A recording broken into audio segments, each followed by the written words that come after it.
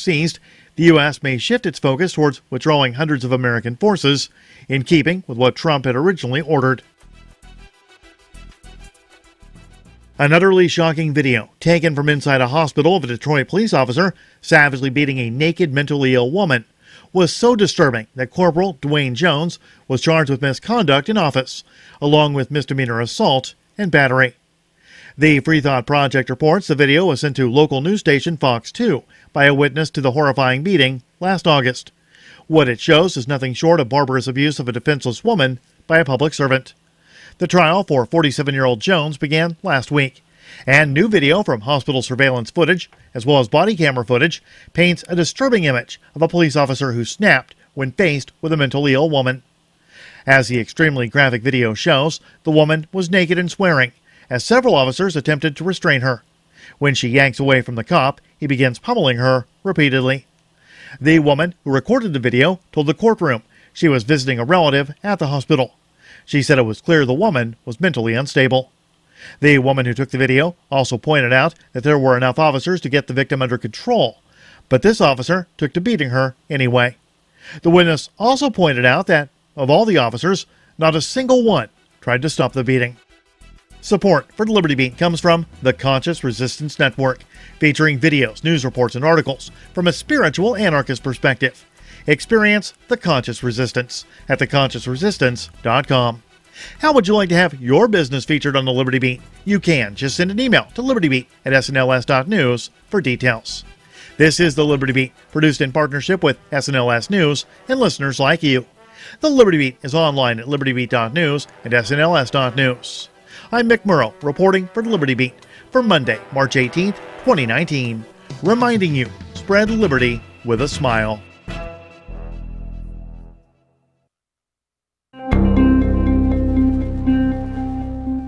Shortly after accidentally clicking like on nearly 400 of his ex-girlfriend's Facebook photos earlier today, panicked area man Adam Nuensing spoke to Onion reporters about his mistake. Damn it, I was just looking at one of Rebecca's Instagram photos that showed up on my newsfeed, and the next thing I know, I just liked every single photo that she posted over the last 4 years. I didn't mean to, but it just kind of happened. The 28-year-old told reporters that he had browsed through 14 of his ex-girlfriend's photo albums while inadvertently clicking like on each and every picture, including dozens from her office picnic last fall, her trip to New York in 2010, and a photo of her and her first boyfriend from 2006. I thought if I went back and clicked unlike on all those pictures that maybe she wouldn't get any notifications, but then I saw some other albums and I ended up liking 80 more photos and shared them on my wall. Shit. This is the Onion News Network.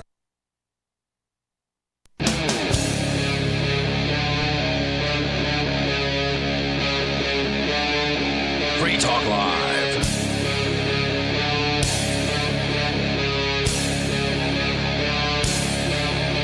Free Talk Live.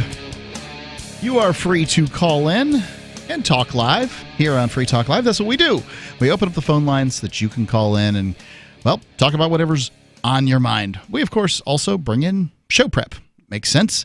Last night we were talking about an article that we didn't quite get through from Medium.com. The author here, Elliot Gulliver Needham, he's one of those hyphenated kids. And, he later in the article says he's a Marxist, so you're going to get that from it. But we didn't get terribly far into it. More or less, his premise is that, the article here, Adam Smith to Richard Spencer, Why Libertarians Turn to the Alt-Right. And the byline is Why Libertarians Are Embracing Fascism. And he's going to make a historical argument here. So he goes on to understand why libertarians are so susceptible to white supremacist ideas. We have to look at the history of it, specifically within the United States. The fact is that libertarianism has always been a refuge of racism and implicit support for authoritarianism. Okay, the libertarians are the opposite of authoritarians, and to suggest that they're like authoritarianism doesn't really make much sense or understand libertarians. However, if you certainly can't argue that there are people who have had insensitive positions who have been libertarians in the past.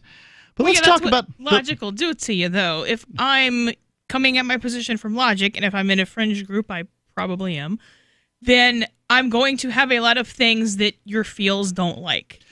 And when people demand that they have a right to my stuff and I say no, that automatically makes me a fascist to them. So Right. I'm a jackbooted fascist libertarian. Well, let's also talk about, I mean, I don't know Mr. Needham here, but I'm just going to guess as a Marxist that he's probably voted Democrat at some point or another.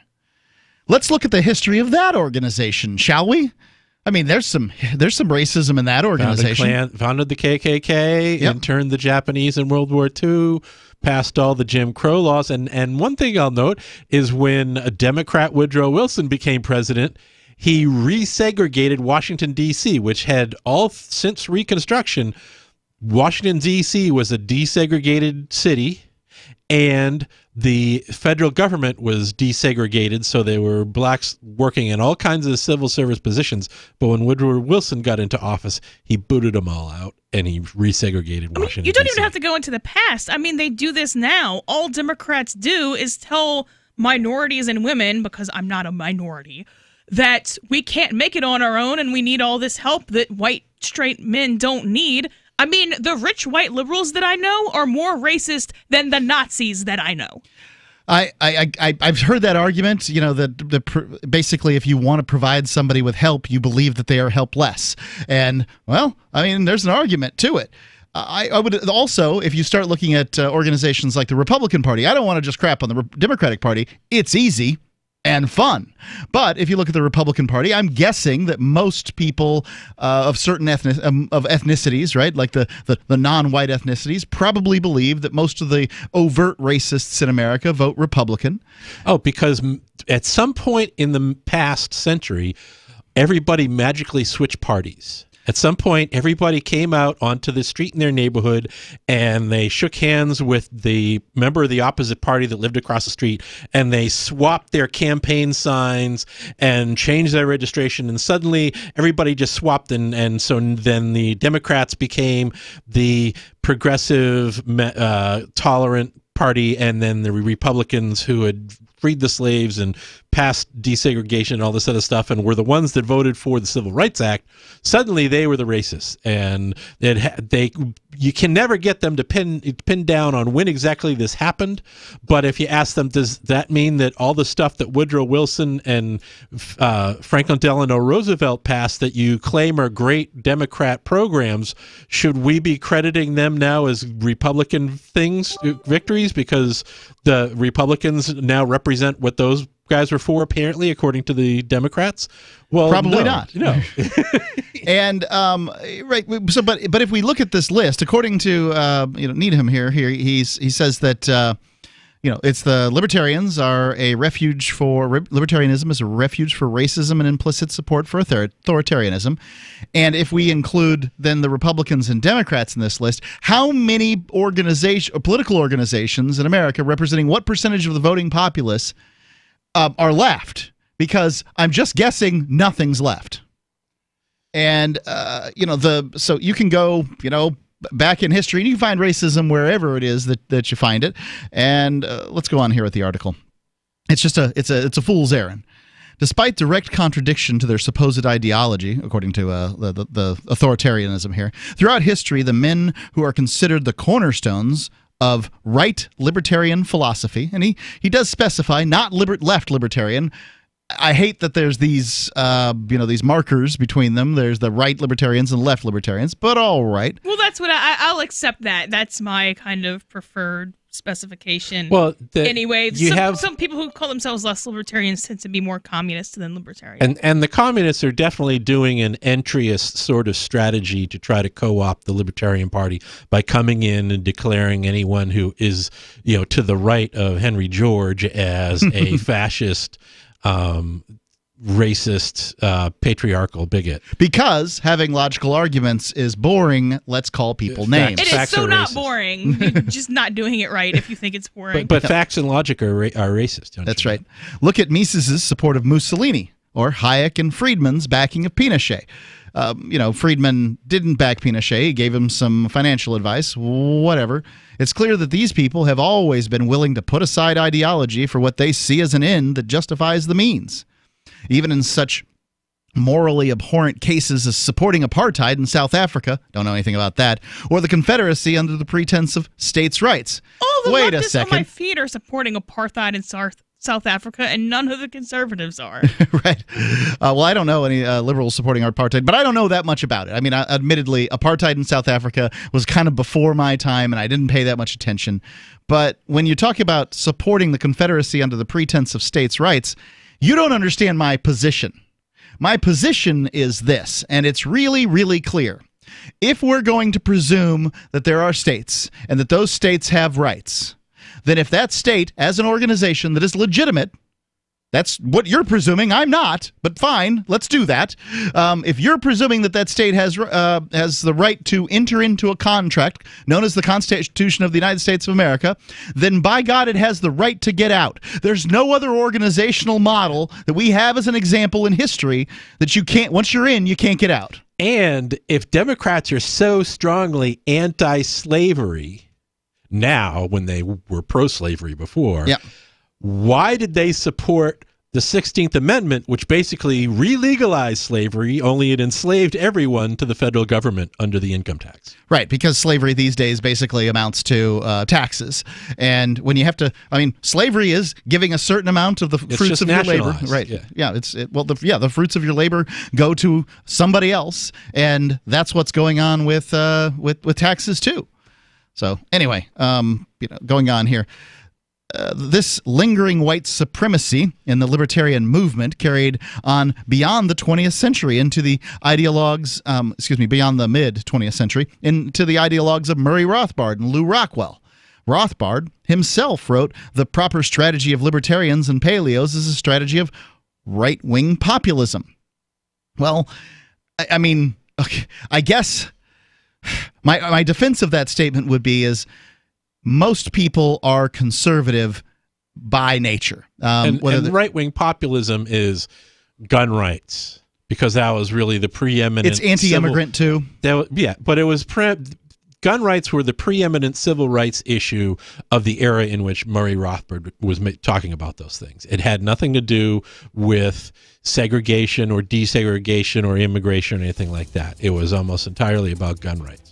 I mean, libertarians have a heck of a time with patriotism, and that's considered right-wing populism. And gun control laws, I should remind people, were passed under the Jim Crow legislation to disarm blacks. That's absolutely the reason for them.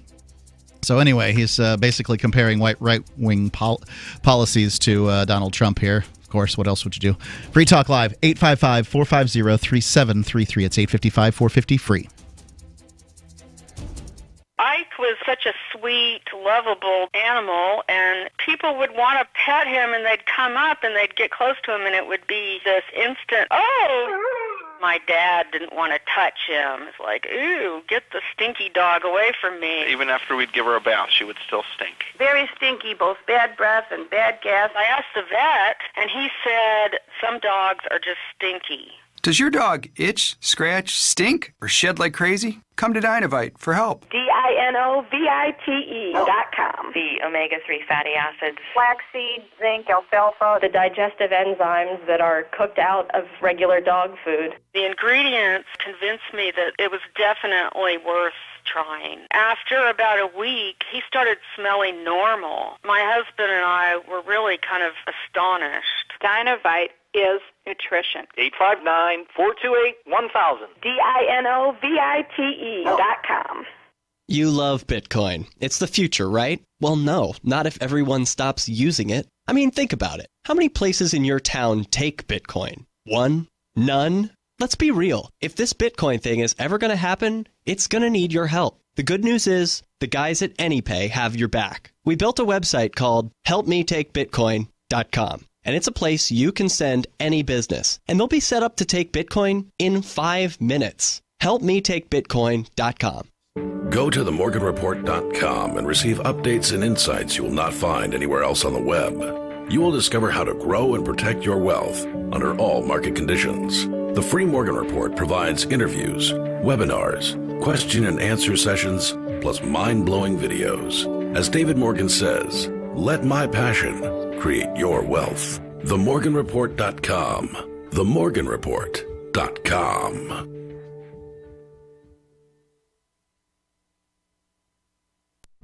This is Michael Dean from the Freedom Fiends. I've run websites since 1996 and have used over a dozen web hosts in that time. AgristHosting.com is the only one that hasn't broken my heart.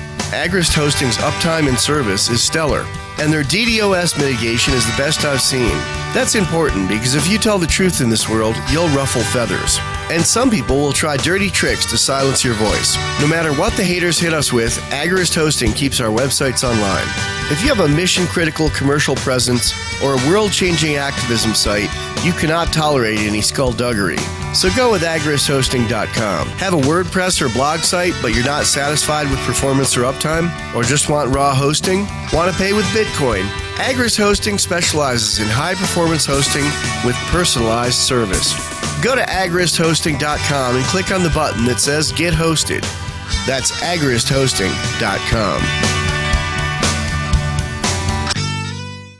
LRN.FM is proud to announce our official listening apps for Android and iOS devices. Now you can easily tune into our streams anywhere, anytime on your smartphone or tablet. Just visit apps.lrn.fm or search for LRN.FM in the Android or Apple app stores. Please download, rate us 5 stars, then share the link on your social media and let your friends and family know how you're listening to LRN.FM. Download it now, free at apps.lrn.fm. When you hear the word lobbyist, you probably think about greedy corporations, but not all lobbyists are the same. Some are fighting for the freedoms you hold dear. Liberty Lobby LLC is doing just that in New Hampshire, working hard to represent you, not some special interest group. You can help by going to libertylobby.info, where your contribution will give us the tools we need to ensure that your voice is heard. Visit libertylobby.info today to find out more.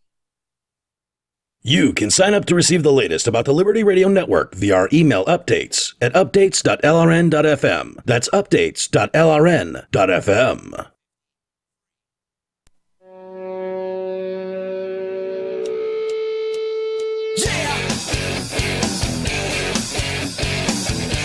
Free Talk Live. You're welcome to call in, talk about whatever you want to talk about. It's Mark here with you, by the way. Melanie. And Mike. Yeah, we're talking about this this guy on the internet who has written an article that says that libertarians are basically all racists. And I think it's worth tearing this down, because this is, to me, this is the idiot's easy way out of winning an argument. Well, my enemies are racists. Yeah. It's also kind of irrelevant. So if I have a ideology for a societal structure, I could be the most evil person that ever walked the face of the earth. I'm either right or wrong on my own merits. It's not relevant to the discussion. It's relevant to whether or not what kind of person I am. It's not relevant to the conclusions that I come to. Right. That's the ad hominem attack, as they say, is attacking the person rather than the argument. When you can't attack the argument, which in many cases leftists do not feel qualified to do, or they feel like attacking the actual argument isn't working, so why not attack the person who's over there? And as Goebbels says, to always blame the others of that of which you are guilty. That's Goebbels, Goebbels, or whatever his name is. Yeah, Hitler's guy. There you go. So let me tell you about Bitcoin.com. I cannot stress this enough. Bitcoin.com is your premier source for everything that is Bitcoin related. If you need to get some Bitcoin, they got it at Bitcoin.com. If you need to get a wallet to put your Bitcoin in, which of course you already have a wallet if you have some Bitcoin, but they have a really great wallet over there at Bitcoin.com. You can get some free Bitcoin. They've got a free faucet. They can show you where you can spend your Bitcoin, places like saveatpurse.com. You can also read the latest news or engage in with the community at the Bitcoin Forum. They've got everything you need there. And by latest news, they have a news department at Bitcoin.com. Learn more by going over to Bitcoin.com. It's Bitcoin.com. And going on with the article here from Medium, we can see this again with strands of white supremacy throughout Ron Paul's two presidential campaigns in 2008 and 2012. perhaps the clearest place is where internet libertarianism flourished. Paul was the favored presidential candidate by libertarians, and if you spent a lot of time on websites such as Reddit in 2012, you almost certainly saw massive amounts of support for him. Of course, while not everyone who supported Ron Paul was a racist, well, thanks for that, buddy. It's really kind. He was surrounded by racists, and they had a strong place in his campaign, including future alt-right leader Richard Spencer. Okay. False. Wait, what? No. Richard Spencer is an outright socialist. There's no way he supported Ron Paul. I think that I heard that he was in the campaign, but anyway, this is the claim by the guy. My favorite part is that he links a YouTube channel here to that, so I can't even look at his link to suggest that Richard Spencer was somehow involved. But even if that was so, he suggests that he's surrounded by racists, and then says Richard Spencer. That's not surrounded. Richard Spencer doesn't count as more than one just because he's like more famous or powerful or more racist or anything. They did have this, they smeared Ron Paul during the campaigns with these newsletters that he had put out at one point. Texas Straight Talk was what they were called. Which hadn't even been written by him. No, they weren't written by him, and they probably should have been edited by him, but as a person who is sort of, at the top of an organization, I can tell you it's difficult to handle every task. I just can't do everything. So I have to delegate tasks. And sometimes I don't, I'm sure Ron Paul didn't realize in retrospect he wishes he would have looked at that particular, editing job and said, I wish I would have read this thing all the way through and seen what was said there, but I didn't. And really the things that he had said that he was accused of being racist about was the sort of economic conditions that he was predicting, and he predicted that one of the potential fallouts would be racial-based conflicts. And what are we seeing now with Black Lives Matter versus, you've got in white supremacists in Charlottesville, there's a fulfillment of his predictions. That's racist. Anyway, going on here, but it wasn't until the collapse of New Atheism that right libertarianism would reach the peak of its internet success. New Atheism was the primary shelter for teenage, white, middle-class men around 2010. I'll take your word for it. I wasn't there. I wasn't one of those things either. Certainly wasn't teenage. And I'm ashamed to confess I was one of them. Reddit was originally one of the biggest places on the internet for New Atheism, with R Atheism being one of the biggest subreddits on the site. Over time, it transitioned from hating religion to hating social justice warriors, supporting Ron Paul's presidential campaign, and fighting for libertarian issues like legalization of marijuana. Just as we can draw a direct line between right atheism and white supremacy, right libertarianism and white supremacy, we can do the same with New Atheism and the libertarian movement. Okay, we need to, I'll take your word for it. I don't know. I wasn't there. We just need to look at YouTube to see the rational skeptics like the Amazing Atheist or Sargon of Akkad transition from New Atheism to classical liberalism to the alt-right. Now, Sargon of Akkad supposedly is not alt-right at all. Neither of those people are alt-right. He just is not afraid to cover those issues in person. And one of those people is a leftist. Amazing Atheist? Yeah.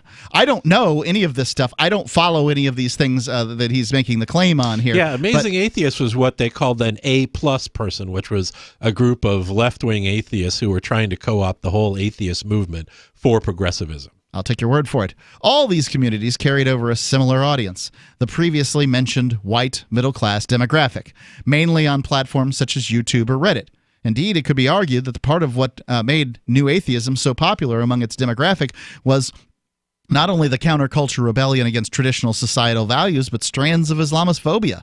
Obviously, and this does sort of happen in atheism. They'll say things like, I hate Christianity, but boy, those Muslims are dangerous, or whatever it is that they say. And I suppose some of them are, but obviously not all of them. And it seems like anybody from the Middle East is always called out as a Muslim, whereas anybody who commits a terrible, heinous crime from any other place isn't called a Christian. Like this guy who shot up the mosque isn't being called a Christian.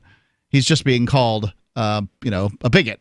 And That's probably fair. Pinning him down on anything is hard, given his manifesto is so full of memes from 8chan. I mean, what exactly does he represent? Which was just a joke.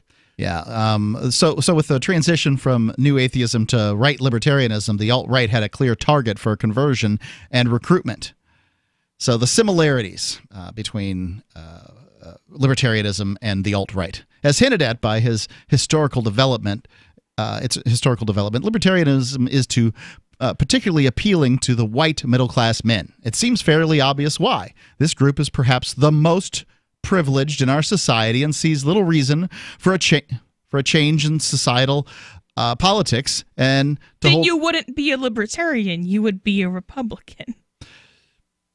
I think that he wants to call everything the same, and this is one of the mistakes that leftists really make. Is for whatever reason. They may hate Republicans, but they hate libertarians but they agree with libertarians on some issues. But the problem is the issues they disagree with us on are ones that we agree with Republicans on, and that makes us super Republicans, which are double secret evil. Whatever, yeah. 855-450-3733, Free Talk Live. Maybe not today, maybe not tomorrow, but soon you'll need a plan and place to survive. Forget bunkers. You're not a live underground gopher. You need survivalist camps, the ultimate fully functional, off-the-grid mobile survival bug-out house that's well-equipped and custom-built to outlast any other RV or trailer. Bold statement? You bet. See them now at survivalistcamps.com. That's survivalistcamps.com. Trust your family's survival to survivalistcamps.com. Most of you know that heart disease is the #1 silent killer in the U.S. What if I told you for just $54.95 a month you could fight against heart disease naturally? At Heart and Body Extract, we've been helping thousands of people get back to a healthier heart. Don't just take my word for it. Check out all of the success stories at hbextract.com, or to order, call 866-295-5305. That's 866-295-5305. hbextract.com. Don't risk it when you can take charge of it. We have some good news. The indictments against Ross Ulbricht in the District of Maryland were dismissed with prejudice, meaning they can never be refiled. This is especially good because those indictments contain the only charge ever made that Ross engaged in murder for hire. This was a serious allegation that Ross Ulbricht denies. It was never prosecuted or ruled on by a jury, but was trumpeted by the federal government and the media as if it were proven fact. The Maryland court held these indictments for almost 5 years, poisoning Ross's case and leaving him under a cloud of unproven allegations. As explained in Ross's appeal to the Supreme Court, the fact that the judge used these allegations to give Ross a draconian sentence of double life without parole violated his Sixth Amendment right to a jury trial. Judges are required to issue sentences based on convictions decided by a jury, not unproven allegations never even charged at trial. Although this is a positive development, the dropped indictment will not set Ross free. Now, a presidential pardon is Ross's only hope of freedom. Sign the petition at freeross.org. freeross.org. Are you a cryptocurrency advocate? The Crypto Tip is the ideal outreach tool to help new people discover cryptocurrency. It's a printable business card-sized tip that you can give to service providers, preferably in addition to a good cash tip. When the server scans the QR code, it'll bring up an explanation of cryptocurrency, how to install a wallet, and allow them to claim the tip. If they don't claim the crypto, you get your tip refunded to you after a time period you specify. Plus, if they do claim the tip, you get an email alert. Create as many tips as you want at cryptotip.org. That's cryptotip.org. There are lots of ways to listen to Free Talk Live. Our podcast has been around since podcasts began, and now the FTL feed is loaded with content besides our full show archives. Did you know that we make it easy for you to customize your podcast subscriptions? We have different feeds, one that includes only our full shows, one with just the Daily Digest, and one with just the Edgington Post. You decide what you listen to. It's quick and easy to customize your feeds at feeds.freetalklive.com. That's feeds.freetalklive.com. Is spreading the message of liberty, cryptocurrency, and peace around the globe worth $2 per month to you? As you may already know, in addition to our internet feed, LRN.FM broadcasts on free-to-air satellite across North and Central America, as well as Sub-Saharan Africa. And we've been available on satellite for free 24/7 since 2010. The LRN.FM free-to-air satellite signal is reaching some of the most oppressive regimes in the world, and there's no doubt our ideas are making an impact. You can learn more about the channel's impact by watching the 3-minute video at fund.lrn.fm. If you'd like to help free minds globally with our ideas of liberty, cryptocurrency, and peace, you can donate as little as $2 per month via fund.lrn.fm. You can help us continue and expand our satellite broadcast to multiple continents. Visit fund.lrn.fm today, and thank you for your help. Don't forget to share the link on social media. That's fund.lrn.fm. What's up next? Visit the Liberty Radio Network program guide to find out at shows.lrn.fm. That's shows.lrn.fm.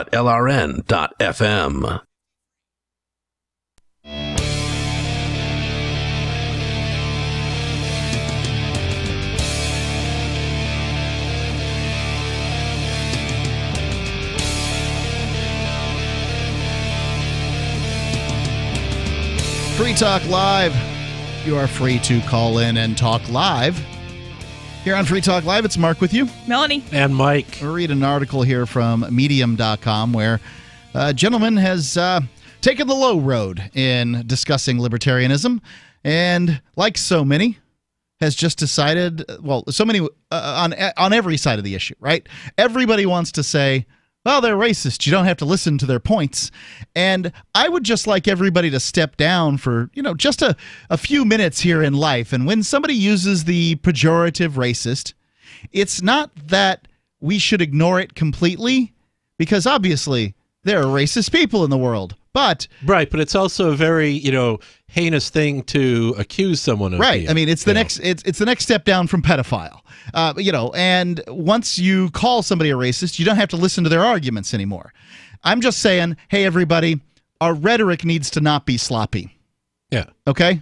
And if you can at least have good rhetoric, you can have a conversation. You might learn something. And I would like to know when being a communist is back to being seen as just as or worse than being called a Nazi. I don't know if communist, but certainly socialist has gotten more currency with being a socialist is cool now, And the thing is of course, they don't know what it means. Socialists and communists killed way more people than the Nazis did in the 20th century, but they're not seen as anywhere near as evil and dastardly. # not real socialism. Let's go to the phones here real quick. We got Bad Slave sitting on the line, calling in on the Discord. By the way, you can call in on Discord too if you would like to. You just go to discord.freetalklive.com, and there you'll have the option of, you can use the web browser if you want. I don't think you can call in the web browser, but if you get the app, especially on your phone, it works really well, and you'll sound great. Use Discord. We have cookies. Bad Slave, you're on Free Talk Live. Thank you. Mark, Melanie, and Mike, 3 M's there. What's up, bro? What's on your mind? Go for it. Yeah, good to hear from you, Mike, too. Listen, I was watching an imam somewhere. I don't even know where, but he was speaking English, a little bit of Arabic, just like Will Coley, and they were all commiserating about losing, all their compatriots there in NZ, and I, I'm way with them on that. Nobody should have to put up with this crap. I don't care what your race, creed, or color is. And the fact is that these people, there was a bunch of, it looked like there might have been 100 people chiming in on the comments on this guy's live stream. And, I just kind of threw in a couple of things about self-defense in there, that the right exists and it's a good idea. Yeah, even if you don't have to use it. We won't know what would have happened in the New Zealand situation if people would have been able to carry handguns, because basically it's really close to just illegal in New Zealand, at least according to what I've seen on the internet. It's not illegal. It's not close to illegal, but it's you can't use self-defense as a reason to put on your application for a gun license. So you have to say, hunting or target shooting is your reason for that. But you can't carry. I mean, you don't need a concealed carry permit for target shooting, right? if you're carrying, what, I had it because I was going to go and do, target practice afterwards, my mosque meeting or whatever. And I was going to, I was definitely not going to defend myself, but there I was with my handgun. And so I went ahead and, picked the guy off, and, I don't know how many lives. Well, I don't know New Zealand law, but I kind of doubt that all these countries that have those kind of restrictions are going to be like, oh, well, you could just carry as long as you're vaguely on their way to the range. Carrying is probably pretty illegal. Well, I don't know. Do they have ranges there even? Yes, they do. Actually, my cousin immigrated there when he finished his doctorate in climatology in Auckland. So, he was able to bring his firearms from the U.S. to New Zealand. He had to register them and get permits and all that kind of stuff. But So firearms or not, I was addressing the idea of hate, and I put that in quotes because it's not my word.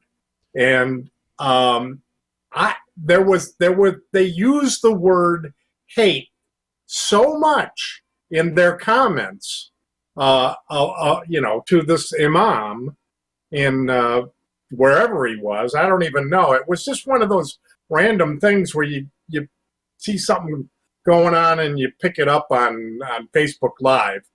And so it was all talking about all this hate, and I eventually put in a thing in there. I said, listen, I doubt that hate really has anything to do with this idiot's shooting event. He had a particular list of objectives, and I doubt that hate was in there. He was definitely an ethno-nationalist. He specifically said in his manifesto, and I encourage people to actually go online and read his manifesto. Don't rely on what the news media says he said. Well, everybody online saying, do not read his manifesto. No, read it. Right. I always encourage you need to read what your enemies write to know what they're saying. To do that. I'm intending to do that, but even being an ethno-nationalist, are you what? Muting me? No, I'm saying I'm curious as to how you're going to say that an ethno-nationalist doesn't have hate. I'm waiting for this. He has decided, through maybe something that he got from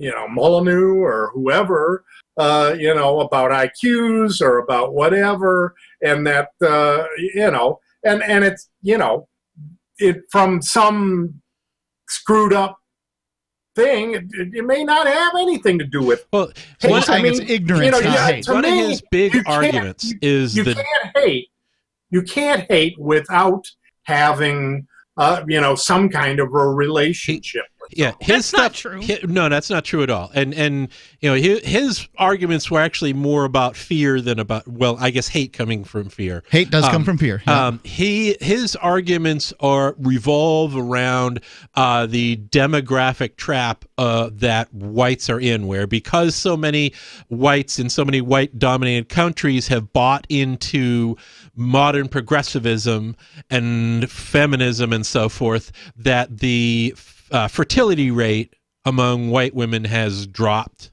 and it's not at a replacement population, and that the propaganda supporting that's behind this demographic problem that white ethnic people have is a form of, quote, there sure are genocide. A lot of people that are worried about how many kids other people are having. And the thing, my argument is like, if you really have that as your argument, why aren't you out making love and not war? You have more kids, okay? That's the solution. Well, most of these people are making the argument they can't find somebody who's willing to carry their child.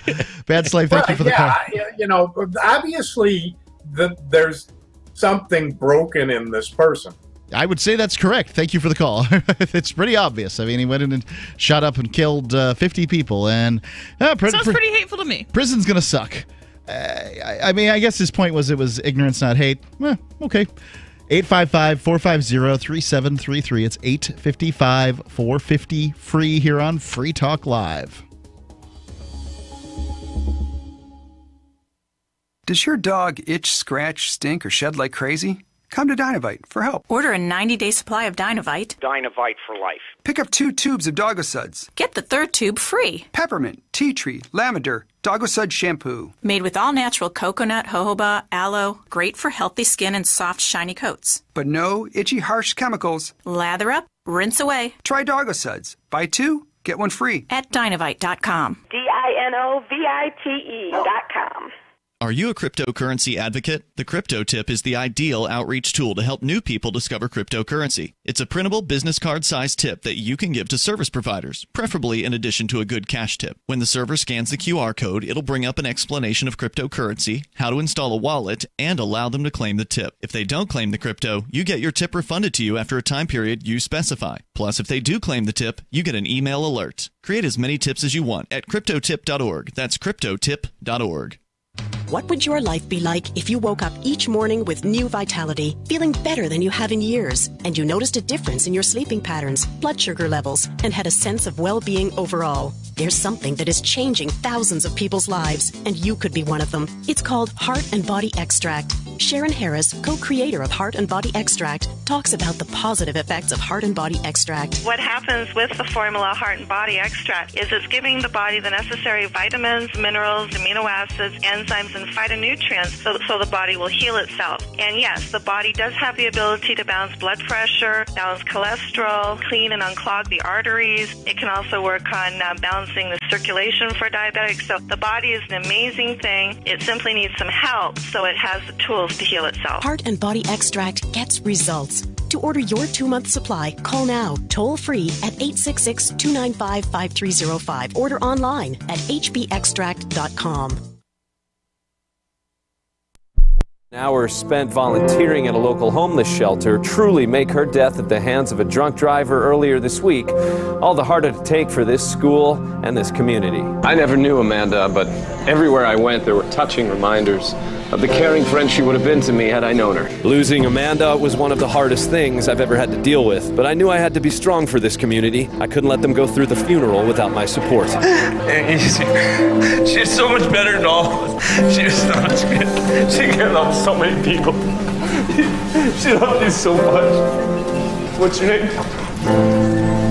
She loved you, Russell. And we have Brady Shaw with us right now. Thanks, Brooke. Not quite how I would have reported the story. Seems a bit unprofessional to let yourself get so emotional. Well, when people are feeling pain, I feel it too. Don't you ever get emotionally invested in a story? No, I don't. You know, I had my tear ducts cauterized years ago, and I like to keep my emotions stored in a special place in my mind where they only come out for my night terrors. This is the Onion News Network.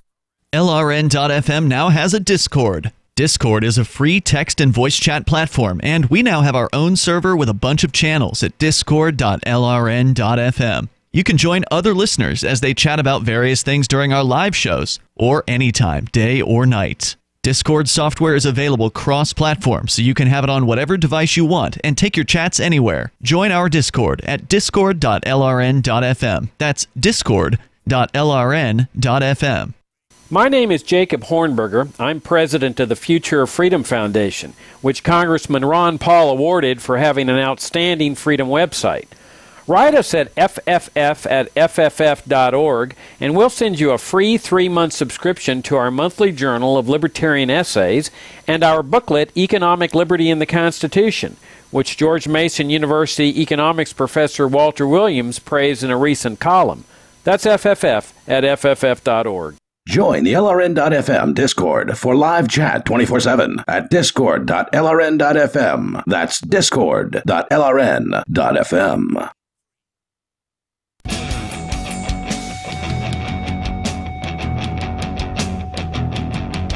Free Talk Live. You're free to call in, talk live about whatever's on your mind. It's Mark with you. Melanie. And Mike.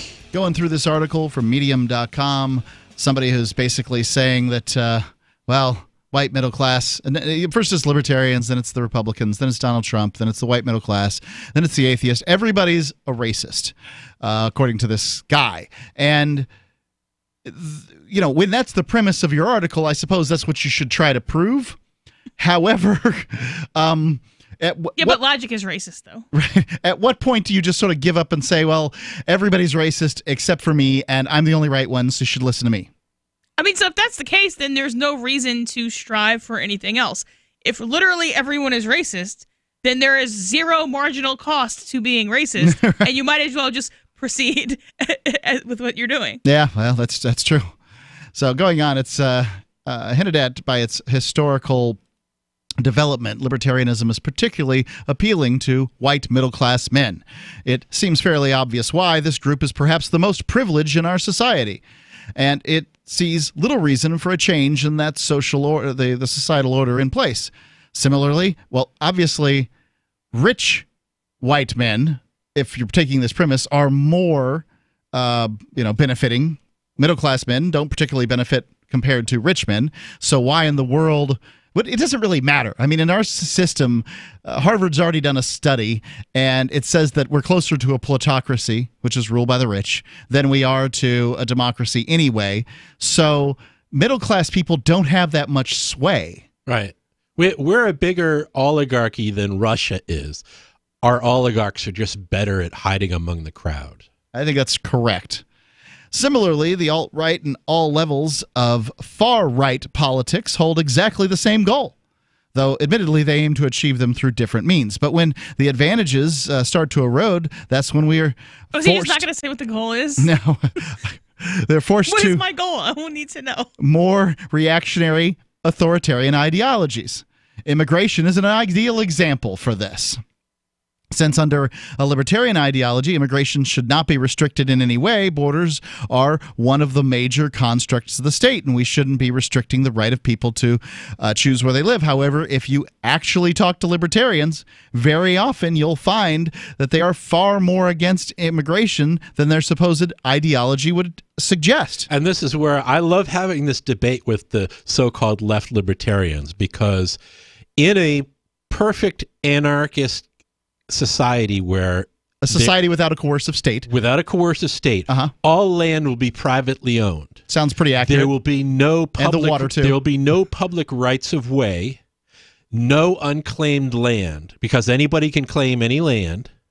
So therefore, you don't have any right of travel or migration. If you want to cross someone else's property, you have to ask permission for the privilege of crossing their property. So therefore, travel and immigration is not a right. It's a privilege. I tend to think that's true because I don't believe in the right to travel for the same reasons that you're saying. It's just that you may have a right to travel, but you don't have a right to travel to walk through my living room to get there. Right. So, where does this right of travel come from, and exactly what does it mean? I tend to agree with that, but what would happen, likely, is that there would be roads that would be put in place by, say, major corporations, like Walmart and that kind of thing, or homeowners association. I like to say countries are country clubs. They're huge homeowners associations. Well, they are, but you never had the choice as to whether or not you entered into the agreement. Oh, sure, but I lived in a homeowners association that my parents bought into. Yep. I didn't have a choice about living there. Yep. Okay, and I grew up there. Yep. All right. Same well, happens. You did once you turned 18. So, I mean, it's not just a whole bunch of kids coming across the border by themselves. Sure, but if I inherit their house there, okay, I don't have a choice of whether or not to keep paying the fees to that association if I want to keep owning that house. If I don't want to keep paying the fees to that association, I sell the house and I move out of that homeowners association. That's correct. Okay. So, and that is true when it comes to a libertarian society. Ultimately, this is true, right? The problem is there is no place to move that is freer or significantly freer than where we are today, and people should be able to migrate as they wish. I would like to be able to have somebody come from a foreign country and visit me without having to go through all the rigmarole that there is involved. Oh, sure. But I can't do that because the Homeowners Association in Washington, D.C., that has basically conquered the earth, Well, you have them, and they're basically representing all the homeowners associations of each state. Okay, so you've got this association of associations. They've got strong protections that limit the guests that can be in the country club. And they also have strong protections against your voice ever being heard. Correct. So, yes, it's true. I tend to agree with you on this. However, we have a really, really inefficient system, and saying that, the problem with immigrants, if there's a problem, is that they avail themselves of welfare, right? If it's available. Who wouldn't? 68% of illegal immigrants are actually using one form of welfare or another, despite so I've heard prohibitions. And right, I mean, that's if you include their children who are American citizens and things like that. Right, the anchor babies, as it's referred to.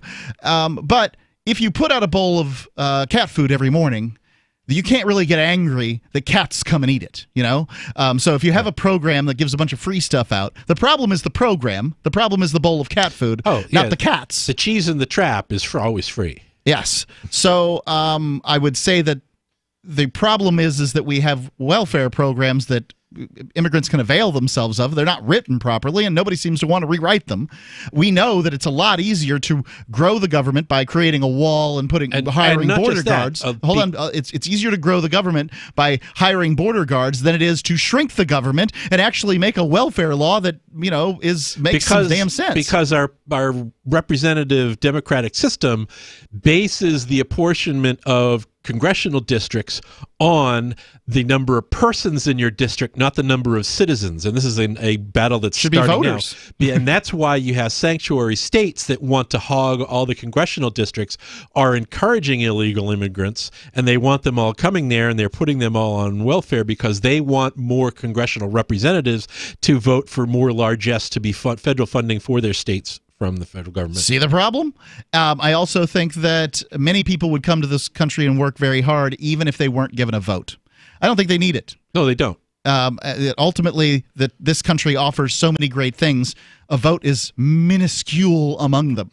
And if the reason the Republicans don't want people to come from other countries is because they might vote Democrat, well, first off, Republicans have a marketing problem. But second off, let's just make it so that that's not an issue. I think that we should have a lot more legal immigration. I think we should make it very hard. That's what Trump said a couple of weeks ago. Get rid of birthright citizenship. Make citizenship harder than getting a driver's license. I think it should be, I think it should be difficult to be a citizen, and I don't know what it would take to do that. But that's just trimming around the edges. What I think we should do is rewrite the Constitution to make it very, very difficult for the federal government to grow in size. That too, but that's not going to happen either. Going on with this, he's talking about the issue of borders, which does separate libertarians. They don't all think the same way. Mike, I don't suspect you feel exactly about borders as I do, but it's okay, right? I mean, just because this guy thinks that libertarians should feel this way. I distinguish between my ideal anarchist society versus dealing with the current society as it is. Agreed. Obviously, we have a current society, and the whatever rules you make have to function under that society. You can't. The Democrats don't get to say, we'll just have the libertarian ideals that we like, and we aren't going to apply the rest of them. It doesn't work that way. Right. Sorry. The same rhetoric around the undeserving poor is used both towards people on welfare and immigrants who are apparently coming to live on welfare. This is also due to the idea that immigrants will vote for left-wing parties more, which they do, than lead to a stronger welfare state. Time and time again, what libertarians have shown to be willing to abandon what they claim as their core principles to uphold the societal order, which places them on top. That doesn't make us unique as humans. No, I wouldn't. You get on top from merit, from working and achieving and innovating and earning people's recognition of what you've worked in. Well, my system that I've just laid out here, I welcome people coming to this country. You just don't get a vote. You just don't get free stuff. Right. No free stuff, no vote. If you want opportunities, you come for opportunities, not for a gravy train. And that is consistent as it could possibly be with libertarianism. It's not a problem with it. It's not consistent with democracy, but I think democracy sucks because I hate human beings. I think the vast majority of them are stupid. Okay? Yes, I absolutely believe that, 100%. If you have a 100 IQ, I don't consider that average. I consider that dumb. 855-450-3806. 3733. Call in and spread your hate, is what we've said. 855-450, free as in freedom. I know. It's a terrible position. But this is 48 years I've lived on this planet with folks, and I haven't grown to love them. Free Talk Live.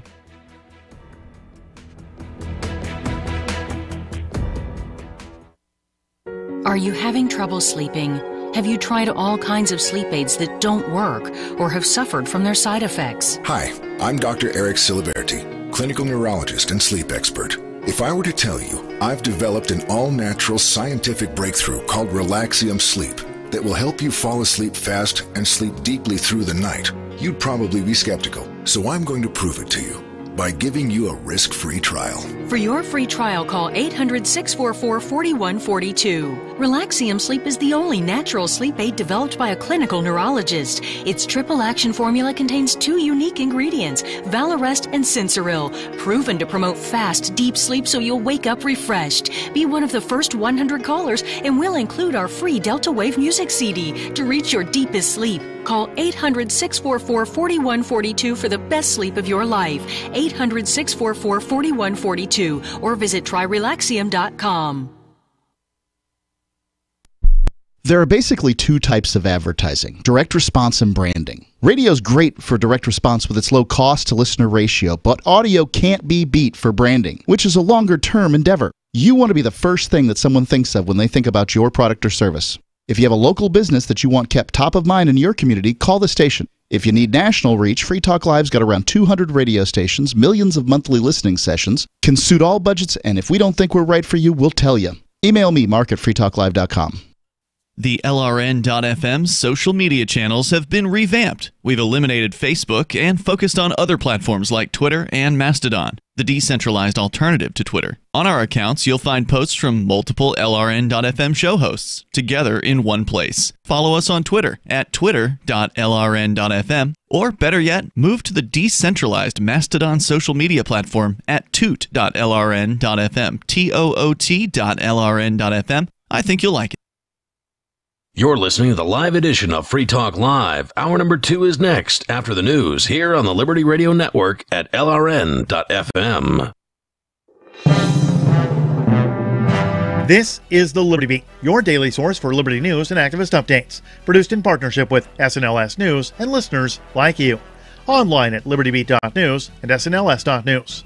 I'm Mick Murrow with the Liberty Beat for Monday, March 18th, 2019. Gold opened the day at $1,305. Silver opened at $15.35, and Bitcoin is trading around $3,964. Today's prices are brought to you by InnoScale. Take off with Managed Cloud. Looking for a safe, secure way to store your important files online? Let InnoScale handle it for you. Their high-availability cloud servers are the perfect solution for clients needing one or more secure, scalable servers with built-in hardware failover protection. For details, see them online at InnoScale.net. No fear! Bolsonaro's not welcome here! As Brazilian President Bolsonaro arrived in Washington, D.C. Sunday, ahead of a planned meeting with his U.S. counterpart Donald Trump, demonstrators rallied outside the White House to condemn the, quote, horrible politics of division, end quote, deployed by both leaders to gain power and harm vulnerable communities. The anti-media reports the U.S. trip represents Bolsonaro's first bilateral meeting with another head of state since his inauguration in January. It followed a presidential campaign filled with fascist threats and attacks on the LGBTQ community, women, and people of color. Since taking office, Bolsonaro has moved quickly to curtail the rights of marginalized people, privatize Brazil's public services, and open the Amazon to business exploitation. Protesters denounced the agenda Sunday, with signs reading "Unite Against Hate" and "Cut Down Business, Save the Amazon." The Liberty Beat is sponsored in part by Brave Botanicals, high-quality kratom and CBD at reasonable prices with excellent customer service. Brave Botanicals is activist-owned and mission-driven, fighting for your right to consume plant-based medicine and natural remedies. Find out more at mybravebotanicals.com. This is the Liberty Beat for Monday, March 18th, 2019. I'm Mick Murrow reporting. The Liberty Beat is online at libertybeat.news and snls.news. The U.S. military is now making plans to keep almost 1,000 troops in Syria. The anti-media reports that the shift comes 3 months after President Donald Trump ordered a complete withdrawal. The Wall Street Journal Sunday reported that talks with Turkey, European allies, and U.S.-backed Kurdish fighters have so far failed to secure an agreement to create a safe zone in the northeastern part of Syria, part of Trump's plan for leaving Syria. The U.S. now plans to keep working with Kurdish fighters in Syria, despite Turkish threats to cross the border and attack the Kurds. The proposal may keep as many as 1,000 American forces spread from the north of Syria to the south, according to officials. Once the last bastion of the Islamic State group is seized, the U.S. may shift its focus towards withdrawing hundreds of American forces, in keeping with what Trump had originally ordered. An utterly shocking video taken from inside a hospital of a Detroit police officer savagely beating a naked mentally ill woman was so disturbing that Corporal Dwayne Jones was charged with misconduct in office, along with misdemeanor assault and battery. The Free Thought Project reports the video was sent to local news station Fox 2 by a witness to the horrifying beating last August. What it shows is nothing short of barbarous abuse of a defenseless woman by a public servant. The trial for 47-year-old Jones began last week, and new video from hospital surveillance footage, as well as body camera footage, paints a disturbing image of a police officer who snapped when faced with a mentally ill woman. As the extremely graphic video shows, the woman was naked and swearing, as several officers attempted to restrain her. When she yanks away from the cop, he begins pummeling her repeatedly. The woman who recorded the video told the courtroom she was visiting a relative at the hospital. She said it was clear the woman was mentally unstable. The woman who took the video also pointed out that there were enough officers to get the victim under control, but this officer took to beating her anyway. The witness also pointed out that, of all the officers, not a single one tried to stop the beating. Support for the Liberty Beat comes from the Conscious Resistance Network, featuring videos, news reports, and articles from a spiritual anarchist perspective. Experience the Conscious Resistance at theconsciousresistance.com. How would you like to have your business featured on the Liberty Beat? You can. Just send an email to libertybeat@snls.news for details. This is the Liberty Beat, produced in partnership with SNLS News and listeners like you. The Liberty Beat is online at libertybeat.news and snls.news. I'm Mick Murrow, reporting for the Liberty Beat for Monday, March 18th, 2019. Reminding you, spread liberty with a smile. Last night's Victoria's Secret fashion show was a true ratings winner, particularly with men who don't know that actual pornography exists. The angels' feather costumes and silk nightgowns were a hit with 30 to 35-year-old male viewers who had no idea that nude images of all the models are easily accessible on the internet. And the show did equally well with 10 to 12-and-a-half-year-old boys who are going to have their minds blown when they finally get around their parents' internet blockers. CBS executives are touting the broadcast as breakthrough programming for people who are excited by the tops of boobs. Producer Dave Mitchell told Variety, quote, "The $2.5 million fantasy bra is a big draw with women who shop at Victoria's Secret, and an even bigger draw with men who've never seen or heard about sex before." The runway show drew expected outrage from the Christian Family Research Council. Executive Director Kathy Rouse charged that the event degrades women by objectifying them, most likely because she's never seen a Ukrainian prostitute receive a bukkake shower from a gang of cracked-out Albanian teens. This is the Onion News Network.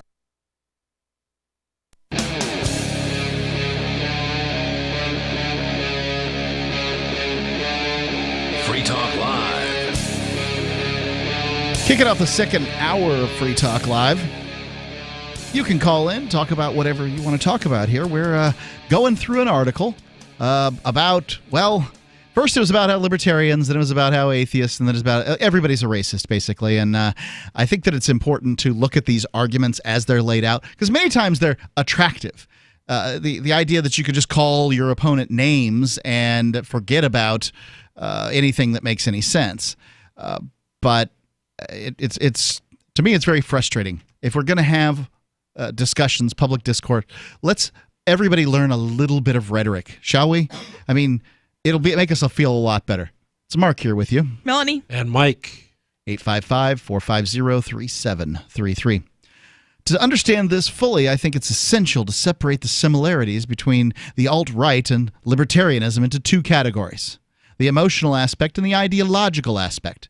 The emotional similarities between the two groups allows libertarians to become sympathetic to the alt-right. Then the ideological aspect allows them to become fully integrated. This is how libertarians become alt-right. I thought we were supposed to be all sympathetic and have empathy and have feelings and Not towards the wrong people, Melanie. Not towards the wrong people. The emotional similarities between these two groups can be understood as language and attitudes that they both share. To begin with, both groups are primarily opposed to the same thing: social justice. When watching a libertarian and neo-fascist complain about feminism, it's almost impossible to tell the two apart. I don't think that's true. As a libertarian, I would say that women should be equal, that everybody should be equal. And when I complain about things that aren't equal, and that would be the only thing that I would complain about. I'm not complaining about feminism, unless you're talking about this ranting third wave feminist stuff that I see on the internet, which just really looks like insanity. Social justice. It looks like Marxism. a bunch of crazy so stuff. I think It's that you probably cultural have a very different definition of equal than a leftist does. I would agree on that. So- right? So Because we can't agree on what are rights, because the libertarians, people on the right, recognize rights as what are called more broadly negative rights, which are things that you can exercise that don't put any duty on anyone else, any positive duty for others to perform for you to enjoy those rights. Whereas the communists, the socialist people on the left recognize what we consider privileges to be what they call positive rights, where it puts a burden on everybody else for you to enjoy something, i.e., I have a right to health care, so therefore you should pay for my health care. That's a positive right or privileges. Right. I mean, it gets very complicated when discussing rights theory, which very few people are qualified to do, especially people on the left, because they're not even having these discussions. You have to determine how a right becomes. What is a right? Please, in order to abide by the Socratic method, we're talking about rhetoric here, right? You must first define terms. Right. If you don't have a definition for terms, you can't have a discussion. If I'm talking about rights and I mean negative rights, and you're talking about rights and you mean positive rights, we're not even, never the twain we meet. And a lot of those arguments, they slip you a Mickey, like the right to health care argument. Yep. Sure, you have a right to health care. You have a right to receive health care that you can purchase on the free market from anyone willing to offer it to you. Right. Just like I have a right to purchase a firearm on the free market from anyone willing to sell it to me. That's how you exercise a right. You don't exercise a right by the government buying it for you. So one way that I like to look at rights is looking at the caveman. I understand people probably didn't live in caves nearly as much as we previously thought. But regardless, let's look at the person on the plains, the savannah, as it were. Does he have the right to his own religion? Sure he does. Sure. He can come up with whatever his religion is, and he can, or she can, abide by that religion. He's completely free to do so. Does he or she have the right to freedom of speech? Well, to what level they can speak is up to them. However, yes, they have the right to yowl at the moon if they wish. Frog speaks. Right, right. No problem there. Do they have the right to own property out there? Well, sure, they can stake off a piece of land. They can improve that land. They can do all those things. Do they have the right to health care? Okay, well, they can chew up some roots and put it on a wound or something. So, and if they can find a shaman, they can... Right, a shaman can shake some bones at them or whatever it is that he or she does. But, I mean, why don't they have a right to, I don't know, an iron lung? Well, because it wasn't invented. Right. Somebody put, intelligence and purpose and materials together and created an iron lung. They deserve to be compensated for that. Now, I'm not saying that healthcare should be as expensive as it is, but consider this, ladies and gentlemen. This is really important. Just listen for a second. Healthcare costs have risen commensurate to government involvement in healthcare. Right. 90% of the rise in healthcare costs in the last 30 to 40 years has been by the increase in the administrators, not the increase in the cost of healthcare providers. There have been people who have made medical advancements and tried to give them away and tried to make them public domain. And insulin is one of them, and I think it was the type polio of vaccine. Yeah, polio. And so then some other corporation who never paid them ended up with it and now has an exclusive monopoly granted by the government to sell something they had no hand in because the state said so. Right. You cannot, people try to give away health care and the government's like, nah. If Jonas Salk had actually received royalties for his invention of the polio vaccine, based upon what people have actually paid for being vaccinated against polio worldwide, he would have been worth about $7 billion today. And he could have set up a foundation that would have then redistributed that money to people who get polio vaccines, which would push it farther and wider. And this would have been great. It would have been a great way to spend that money. However, he tried to do it a different way, and it didn't work out because government. Like libertarians, over and over again, you'll see this theme. We know what the solution to the problem is getting the government out of it. But the socialists here, this guy really truly does claim to be a Marxist a little bit later in this article. They always think the government's the solution to the problem. And when you're looking at rights, it's important to at least have the conversation. What is a right? And when you're talking about health care or, the right to equal pay or something like that, it always includes government. And what do I mean by government? They're always blaming the market for the failures of government. Right.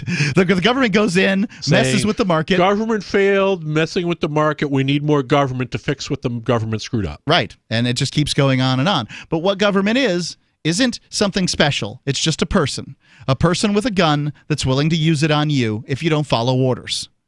And it's a terrible way of doing anything because there's no feedback mechanism. There's no price value feedback that tells the people that are providing it whether they're actually providing value to the customer, the taxpayer, for what they're paying. So, and this is, my criticism of democracy in general, where a democratic vote is only a yes or no signal. It's a binary signal. Yeah. Whereas the price is an analog signal because in the market, you can tell a lot more from people buying or refusing to buy your product versus a competitive product based on features, the costs, what price you can get for it, so on and so forth. So it's a much richer signal and a much better form of democracy than a vote. Right. With a price signal, for instance, if you price your gallon of gasoline at $10, I will buy none of them. If you price your gallon of gasoline at $3, I will buy as much as I need. If you price your gallon of gasoline at $1, I will find everything I own that will hold gasoline, and I will come and get it from you because I am pleased with what you are offering. Right? Now, I'm not saying that it's easy to do that, and you can do that and those kinds of things. I'm just saying this is a much richer signal. Now, when it comes to a vote, if you offer me Hillary Clinton and Donald Trump for whom to vote, I will vote for one of them, but not for the reasons that you think I did. Yeah, that's more of a trolley problem than a thing you want. Well, yes. You're talking about gasoline. An excellent example is the story of Standard Oil. Because Rockefeller, he was punished not for being a monopoly that charged too much, but that he charged too little for gasoline and his competitors could not compete. He ran his competitors out of business because he always beat them on the price because he ran a better business. Engaging he bought them out. Price sharking. No, he didn't. He was giving people a better product for less money, and the competitors got... Free Talk Live.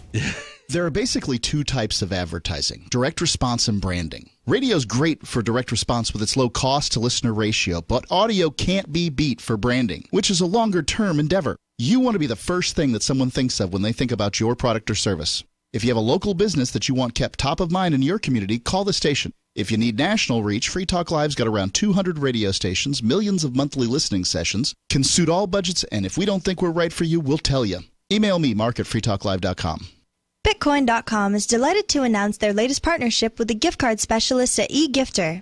With many of the world's leading brands on their roster, it is now easier than ever to get the gift cards of your favorite brands with Bitcoin Cash. To get started, just follow these simple steps. Visit giftcards.bitcoin.com, pick the gift card you want, follow the instructions on your screen, and make your payment using your Bitcoin Cash wallet. Sit tight and your gift card will be delivered to you as soon as it's ready. That's giftcards.bitcoin.com. Go to themorganreport.com and receive updates and insights you will not find anywhere else on the web. You will discover how to grow and protect your wealth under all market conditions. The free Morgan Report provides interviews, webinars, question and answer sessions, plus mind-blowing videos. As David Morgan says, let my passion create your wealth. TheMorganReport.com. TheMorganReport.com. Bitcoin.com is delighted to announce their latest partnership with the gift card specialists at eGifter. With many of the world's leading brands on their roster, it is now easier than ever to get the gift cards of your favorite brands with Bitcoin Cash. To get started, just follow these simple steps. Visit giftcards.bitcoin.com, pick the gift card you want, follow the instructions on your screen, and make your payment using your Bitcoin Cash wallet. Sit tight and your gift card will be delivered to you as soon as it's ready. That's giftcards.bitcoin.com. Since time began, tyrants have taken aim at personal liberties. Now there's a movie that aims back. The government has no more right to tell us what to put in our bodies than they have to take our guns or tell us what books we can read. 6 drug police were eaten by bears while raiding a marijuana farm. On your knees, you dirty hippies! Jesus. On your knees! What's the problem, officer? Today, many cops who enforce pot laws do so only because it provides them with cushy jobs, good benefits, and a chance to push people around. I was an undercover narcotics officer. The drug war is nothing but a farce. The Second Amendment says you gotta keep you and your gat intact. Guns and Weed, The Road to Freedom. A film by Michael W. Dean and Nima Vadadi. DVD available now at gunsandweed.com or on Amazon. That's gunsandweed.com. Makes the perfect gift. Remember, that's gunsandweed.com. Did you know we've taken our LRN.FM telephone listen line to a new level with the LRN.FM audio on demand line? Now you can call 712-770-8447 anytime and listen to LRN.FM's live feed. And you can listen to a bunch of our original shows on demand. Long distance fees may apply. Just dial 712-770-8447 and choose from the menu. 712-770-8447. This Your Family Today tip is brought to you by Boost Kid Essentials Nutritionally Complete Drink, providing your picky eater with essential nutrition and great taste in one drink. Visit us at kidessentials.com. To make sure your kids eat healthy, follow the 5-a-day plan. Serve 3 servings of vegetables and 2 servings of fruit daily. Remember, a serving could just mean a piece of fruit or a half cup of veggies. If your kids are picky eaters, ask a nutritionist about other sources. For more tips like these, visit us at parenthood.com/yourfamilytoday. You're listening to the best liberty-oriented audio streamed around the clock, on the air, and online. This is the Liberty Radio Network at LRN.FM.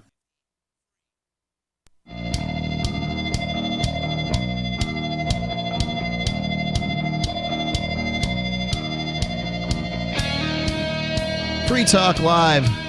You're welcome to call in and talk about whatever you want to talk about here on this live edition. It's Mark with you. Melanie. And Mike. Some of you who've been listening to Free Talk Live for some period of time may have heard about the Porcupine Freedom Festival, which is also known as Pork Fest, as in Porcupine Fest. And if you have heard about this and you're like, oh, I heard it isn't what it used to be, there's a way that you can enjoy the way that Pork Fest used to be. You can go to Fork Fest 2019. Fork Fest is from June the 13th through the 18th. At Rogers Campground in the beautiful White Mountains of New Hampshire. It's a fork of Pork Fest, essentially, and you're invited to come and create whatever experience you'd like to have with others. There's no central planning around Fork Fest. It's decentralized. And so you can set up, like Jay Noon has, you can set up Man Camp. There's let's see, Derek J. and his partner Steven, they've set up the Big Gay Dance Party. And so there's lots of things. You can create whatever you want, or you can simply relax and go camping with other liberty lovers, which is, it's a lot of fun. Just enjoy what other people do.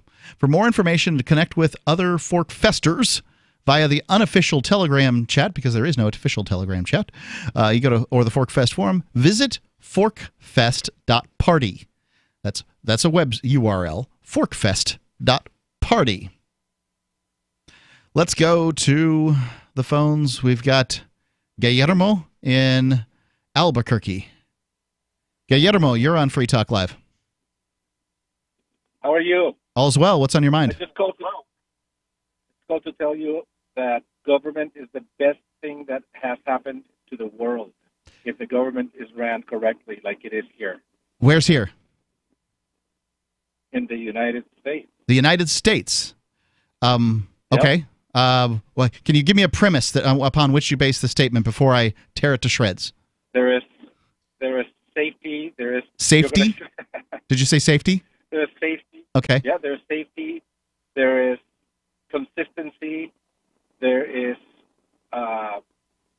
specific rules that people have to follow. Dude, are you high? Like, because this is completely absurd. All your allegations. No, you ever read what Ben Franklin said about safety? Okay. He said that how is it unsafe here? you can have safety or liberty if the more you pick safety, the right. So that safety is incongruent with the term liberty, and if you choose safety, you will neither get safety nor liberty. Who cares about Ben Franklin? We're talking about 2019. Yeah, who cares about that Constitution? It's just a darn piece of paper. If you think that there's consistency and a set, clear rules you need to follow, we're not talking about the same country. See, now this guy is an actual fascist. Okay, people who say that the job of government is to deliver safety to people, that's fascism. Yeah, that's pretty much what it is. I mean, it's authoritarianism, certainly. How is it fascism? Well, it's authoritarianism. Let's go with that term. When you choose safety of the public over liberty of the public, you need to achieve that safety through an exertion of force. So liberty to use to let people do whatever the hell they want? Liberty is the ability to do what you want, so long as you don't harm anyone else. And the harm has to be provable. Okay, but you leave the definition of not harming someone else to an individual. Well, which individual are you talking about? I mean, no. You and me. So I molest an 11-year-old, but I don't think that's harming him. So it should be up to me because the 11-year-old may disagree with you on that, and his parents may disagree with you on that, and then they would have that's where your disagreement ends you up in court. No, but that's where the government has to tell me that that's not right. And the child's father may say Guillermo, shooting pedophiles is perfectly okay. Guillermo, if what we're talking about here is pedophilia and the government's role in handling pedophilia, let's just go ahead and talk about that. I'm talking about the trillions of dollars that this country is in debt because of foreign adventurism, because of social welfare programs it can't pay for, because of schools that are run by unions for the profit of union members and not for students. I'm not talking about pedophilia. You want to go to something easy? Well, yeah, you and I can agree that there's an age of consent. You know who does not agree with that, though? The FBI. Why are you so angry? I'm angry because you took the shoddy way out, Guillermo. I mean, the general public would deal with that a lot better. The general public would just get rid of the pedophiles. Right, they just kill them. The United States federal government would become the largest distributor of child porn on the planet. That's what the United States federal government did. The safety that government delivers. Hold on, guys. Let Guillermo say something here. Go ahead, Guillermo. Okay. The consistency that I'm talking about is that no matter where you are in this country, the same rules apply to everybody, and that's because of that is completely false. Well, that's not true either. The government's I'll give you a good example. And safety is to protect criminals from the righteous wrath of the public. That's the purpose of government. But what about this? Have you ever seen a cop pull over a cop for running a stoplight? Yeah. You have? A cop pull a cop? No. No, that's because they don't. That's because they operate by a different system of rules. Do you think the politicians operate by the same rules? No. So we have different classes of people. You said there was consistency, and I'm saying there's the state and there's you. And the state operates by different rules than you do. It's not consistent if you have politicians living by a different set of rules than you and me. But I'm not including politicians at all. I'm including and police and bureaucrats and anybody rich enough to buy off a policeman. Why do we need cops and politicians, Guillermo? Why do we need what? Why do we need cops and politicians? We don't need politicians, but we do need cops. Well, how are you going to have laws without politicians, buddy? Well, because the politicians should not be paid, and it should be a system where if you want to serve the public, you should serve them without pay, without any compensation at all. That's pretty much how it is here in New Hampshire, and it's not that much different. Yeah, that's pretty much the case here. Yeah. So why do we need cops? To supposedly to protect and serve from bad people. Wait, supposedly. We need and find people. And find as many black people that they can blame things Black on. people? So what unique things... Hold on. Gary almost said something here. Did you say incarcerate as many black people as they could? Yep. That's what you're hoping the cops will do? That's what they do. Well, but we don't need them for that. We need them to protect and serve. Excellent. So we need police to protect us from the bad people. We need bad people to protect us from the bad people, right? Now, you said that the U.S. government is the best government out there. Now, I will tell you that the Supreme Court has ruled on many occasions that the police have no responsibility to protect you or me, period. Okay, go ahead and clarify, Guillermo. I didn't say it's the best government there is. I'm saying that the things that this government does, a lot of them work. Some of them don't work because nothing is ever going to work perfectly. Well, but a lot of them work. I think that's true, but the government doesn't get any feedback mechanism, right? Like there's no way to know whether it could work better.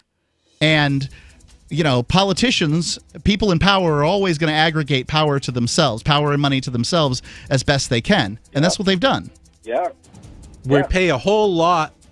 It's better than Mexico, though. We pay a whole lot more than any other country, and we get very little that's useful and a lot of really bad stuff. Funny thing is that retirees from America are going to Mexico for a better life. 855, thanks for the call out, Guillermo. 855-450-3733.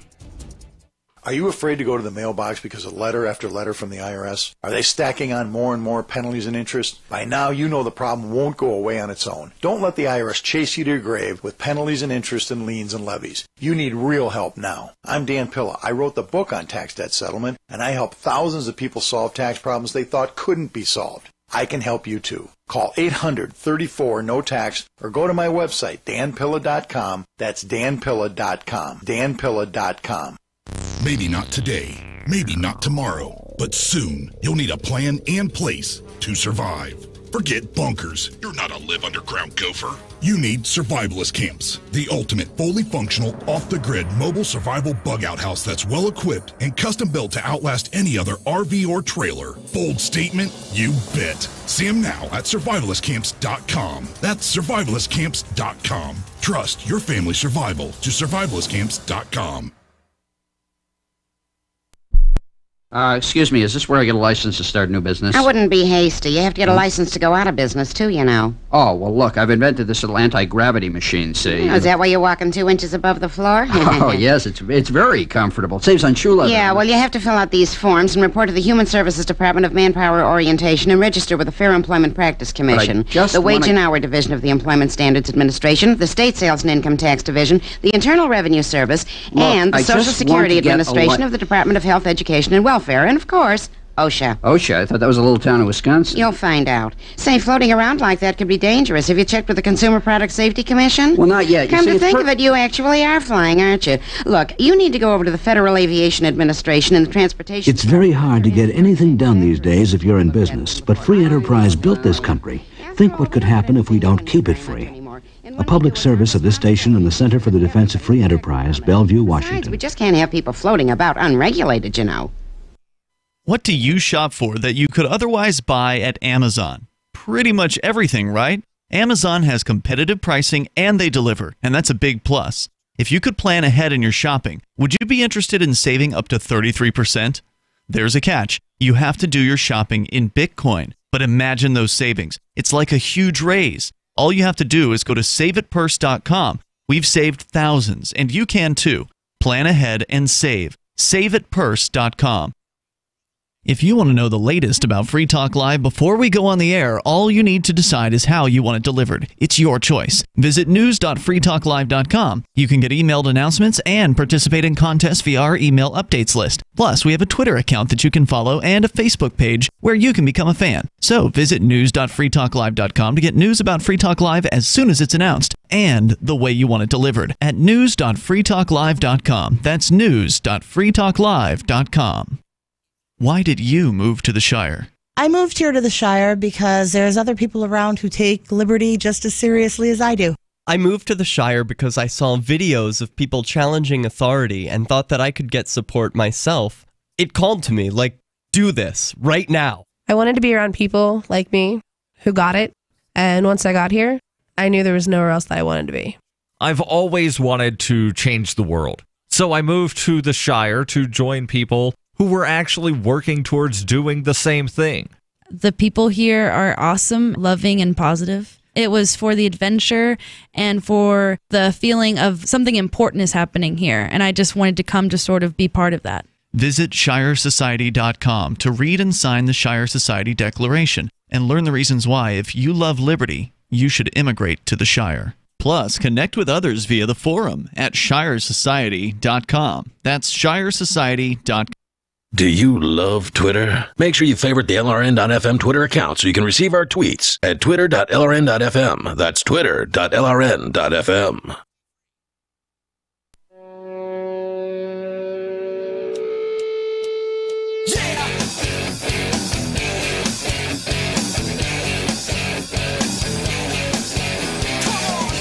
Free Talk Live.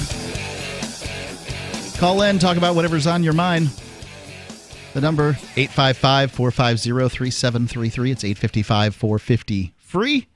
And Guillermo called in just in the last segment. And I think that he's pointing out some things that are pretty fair to point out, right? So first off, one of the first tricks is to say the American government, if you're looking, American government's great, so government's great. And, well, consider that the American government rules 300 million people and the world has 8 billion in it. So the American government rules very few. However, it does the Washington, D.C. does operate as a city-state that controls the planet. But, he then backed off to if government's done correctly. Well, where's it done correctly? In the United States. Oh, I've got some things to say to you because I think we could do it a lot better. So, I'm not sure I entirely disagree with the guy. I think that the American system is better than most because of federalism. Well, right, and the flu is better than AIDS. That doesn't mean the flu is something you want to get.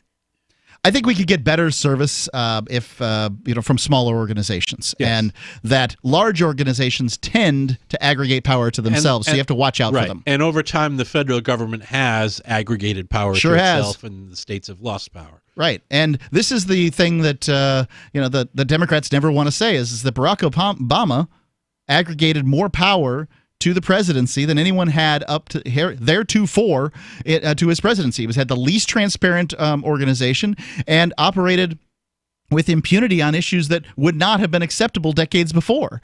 Now Trump, he's going to do it. He's doing it too. Well, what do you think it's going to be like next?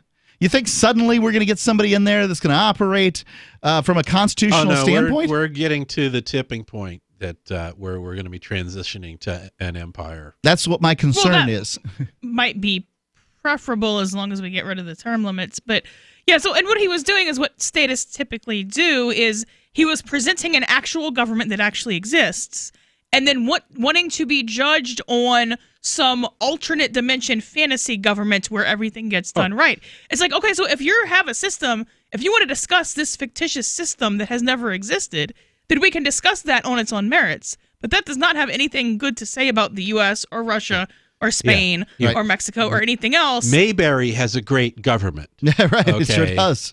But if you're going to, someplace where you have a lot of patron-client relationships in town and, it's a political boss mayor running things and, lynching people and that sort of thing, that doesn't sound like a pretty good not a great deal. Okay, so you have a wide range of quality in government, even here in the U.S.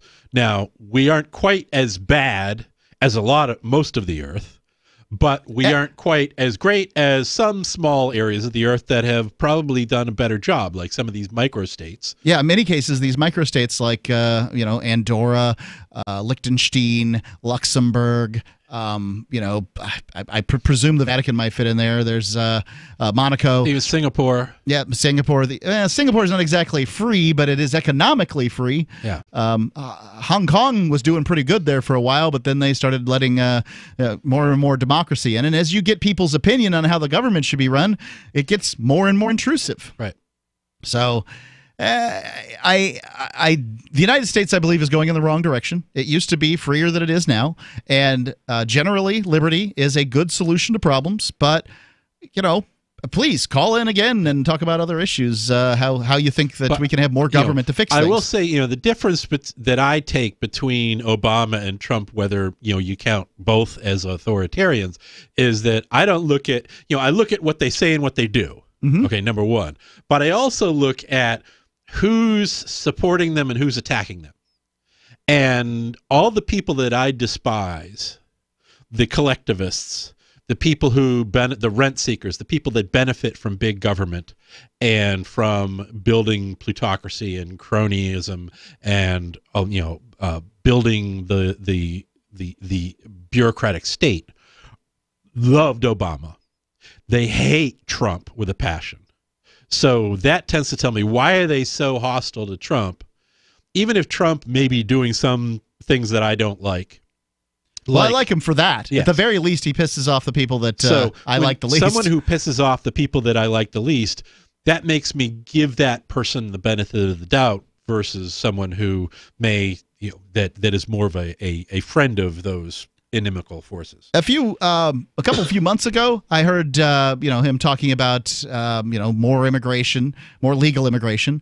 Him talking about trying to make good with North Korea, get out of Syria, get out of stay out of Iraq. What was the other place that he wanted to get out of? Some other war zone that he wanted to get out of.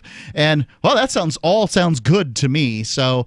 I don't know if he's in charge of that, though. Well, I wonder. There's a to and fro. For instance, John Bolton was trying to walk back Trump's pullouts from Syria, but then now the Trump administration is saying that their forces are going down to 1,000, and even then the Pentagon came out and corrected and says, no, we're drawing it down to 400. So it looks like things are going in the right direction. We'll see if that changes at all. Let's go to Sarah calling in from New Mexico. Sarah, you're on Free Talk Live. Yes. Did you know that I've been shopping more at CVS? I did not. Ever since they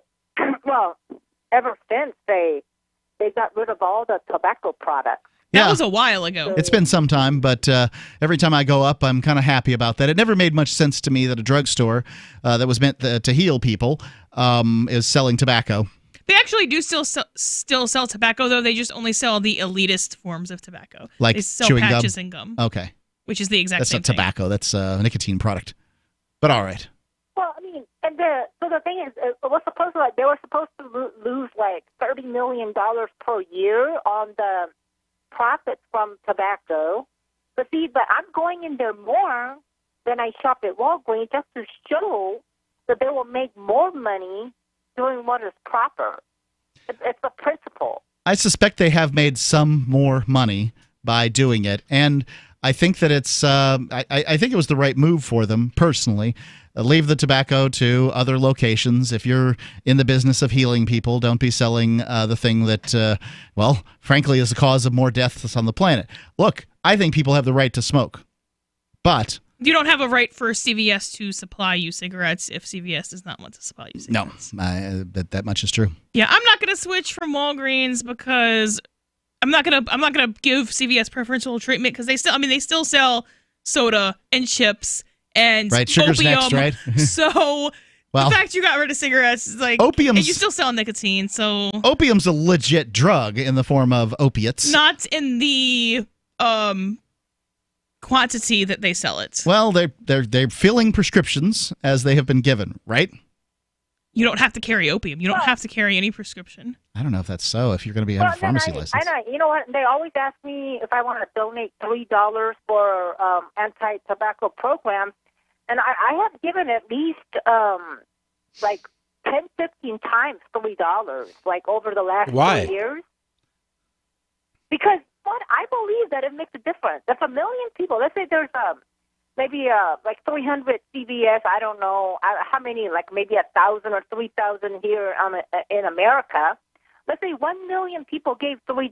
What is that? That's $3 million for them to invest into anti-smoking programs. Probably lobbyists to get more anti-smoking laws put in place, which, of course, Sarah doesn't have a problem with at all. I would have a deep problem with. I tend to not like those cash register donation things because in many cases you just don't know where the money goes to. The cashier doesn't care.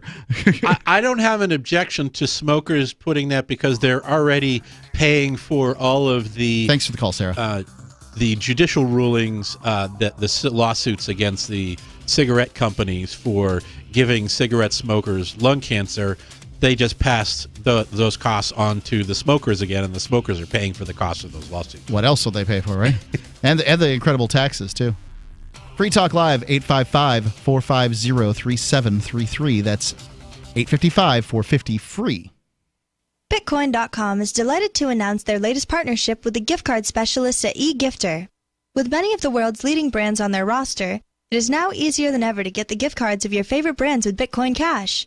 To get started, just follow these simple steps. Visit giftcards.bitcoin.com, pick the gift card you want, follow the instructions on your screen, and make your payment using your Bitcoin Cash wallet. Sit tight and your gift card will be delivered to you as soon as it's ready. That's giftcards.bitcoin.com.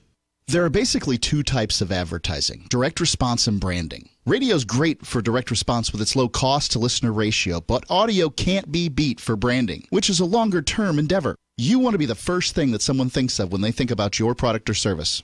If you have a local business that you want kept top of mind in your community, call the station. If you need national reach, Free Talk Live's got around 200 radio stations, millions of monthly listening sessions, can suit all budgets, and if we don't think we're right for you, we'll tell you. Email me, mark@freetalklive.com. Would you like to get back that full head of hair from years past? Now, there is Reveal. Beverly Hills celebrity dermatologist Dr. Nathan Newman took nearly a decade to develop Reveal from natural botanicals to return to a full-body head of hair. Reveal for men and women with a 30-day money-back guarantee at gcnlife.com or toll-free 844-443-6637. 844-443-6637. Reveal at gcnlife.com. Most of you know that heart disease is the #1 silent killer in the U.S. What if I told you for just $54.95 a month you could fight against heart disease naturally? At Heart and Body Extract, we've been helping thousands of people get back to a healthier heart. Don't just take my word for it. Check out all of the success stories at hbextract.com or to order, call 866-295-5305. That's 866-295-5305. hbextract.com. Don't risk it when you can take charge of it.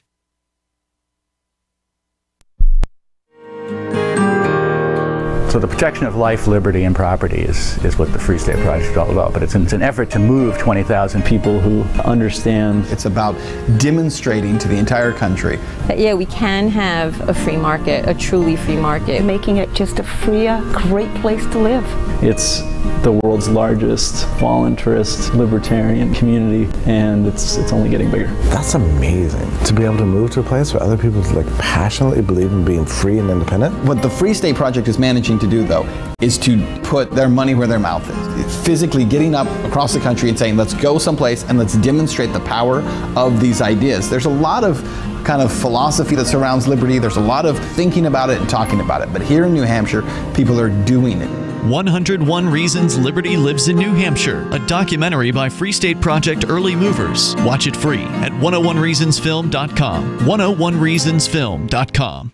Some of you asked, and now we've delivered. LRN.FM's live Keene, New Hampshire studio shows are now streamed in HD on Twitch. Visit our channel at twitch.lrn.fm and give it a follow. If you have Amazon Prime, you get one free subscription on Twitch. If you use it on our channel, Twitch will give LRN.FM a monthly piece of your Prime subscription cost. So please watch, follow, share, and subscribe to twitch.lrn.fm. That's twitch.lrn.fm. Looking for a great real estate investment? Consider New Hampshire, which is ground zero for the Liberty Movement. Your first call should be to Mark Worden from Porcupine Real Estate. He's more than just a real estate agent. He's your New Hampshire concierge. Where are the best places to live? Do you want farm, city, the burbs, or forest? Do you want a duplex or multifamily building so that renters pay your mortgage? There are homes in all price ranges in New Hampshire, and Mark can help with financing too. Invest in liberty and property. Mark Worden can help. PorcupineRealEstate.com You can put the Liberty Radio Network on the air in your area. Visit broadcast.lrn.fm to learn how. Broadcast.lrn.fm.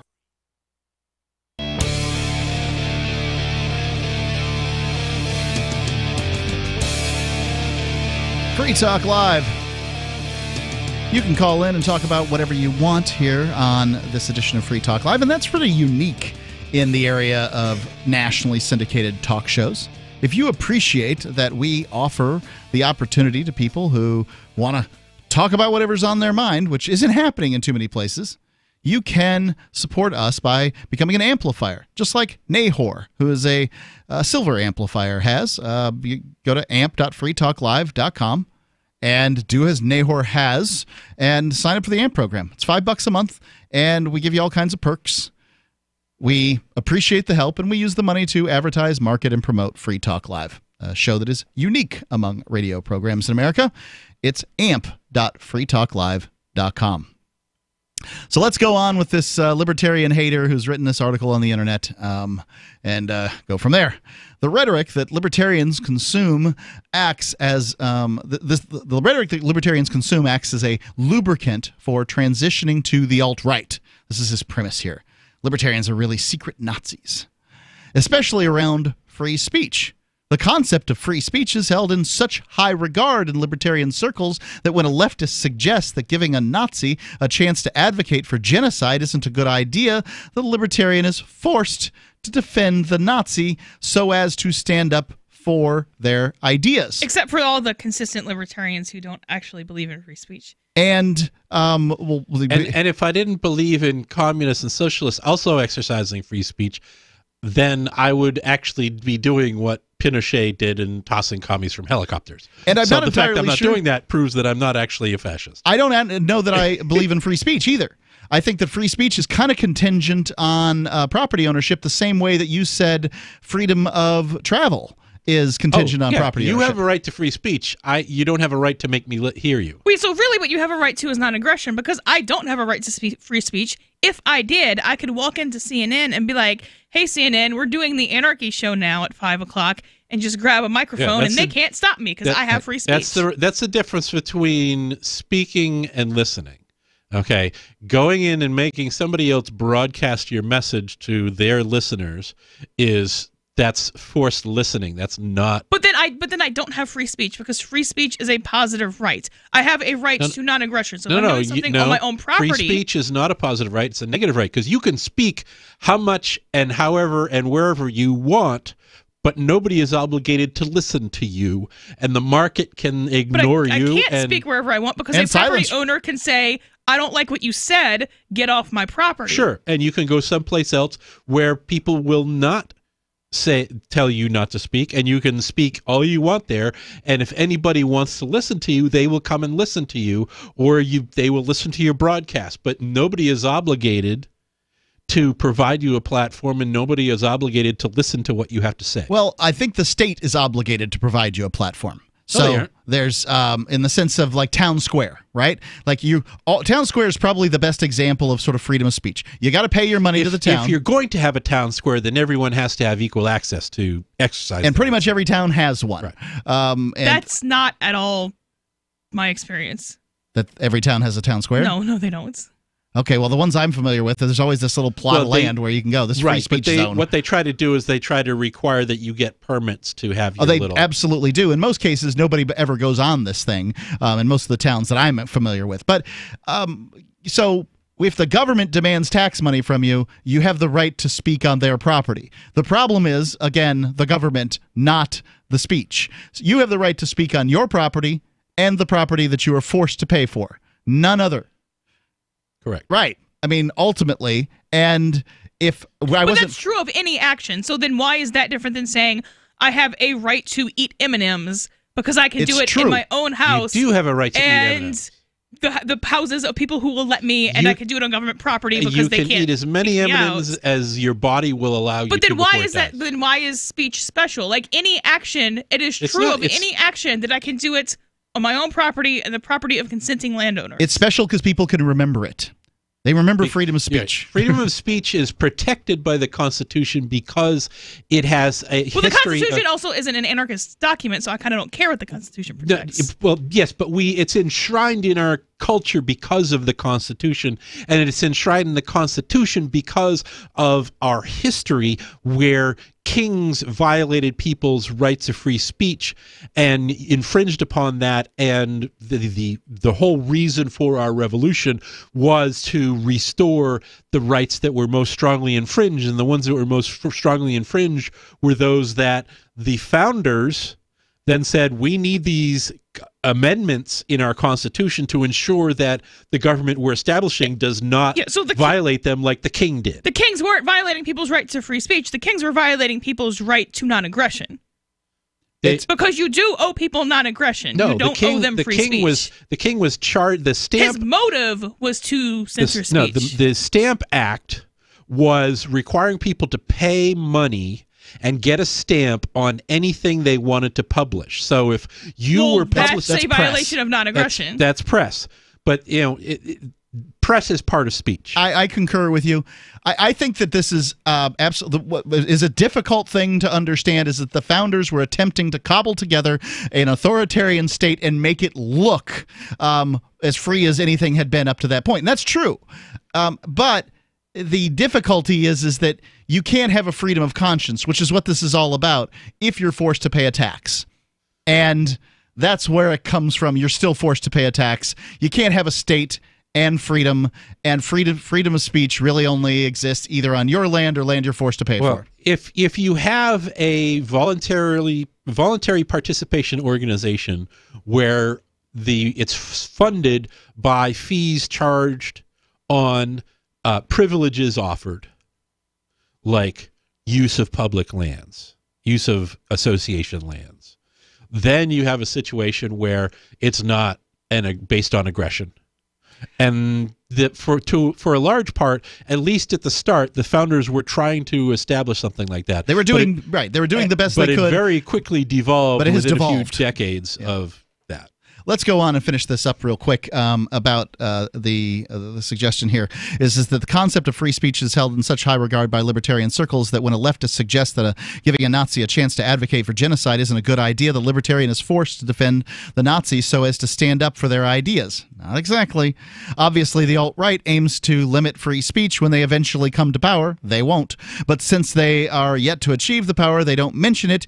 Instead, they absorb free speech as a rallying cry. What this guy's saying is what many leftists have come to the conclusion that free speech is too dangerous because the allure of Nazis is so high that we can't let them speak. And since the Nazis were voted into power, that also means we can't afford democracy either. And that's a weird thing for them to ask of us, because if I'm going to say that I have to revoke, just assuming that this is a right, and I don't think that it is, that I have to revoke rights from Nazis because they're too dangerous, what makes you think that you're not more dangerous than a Nazi from my vantage point? Like, you're both statists. I don't see that big of a difference. There are some practical pros and cons on both sides, I guess, but there's nothing inherently worse about a Nazi than a communist or a socialist. Communists kill a hell of a lot more people in the 20th century than Nazis ever did. So if I'm going to take free speech away from Nazis, I damn sure I'm going to take it away from communists. I'm not going to take it away from anybody.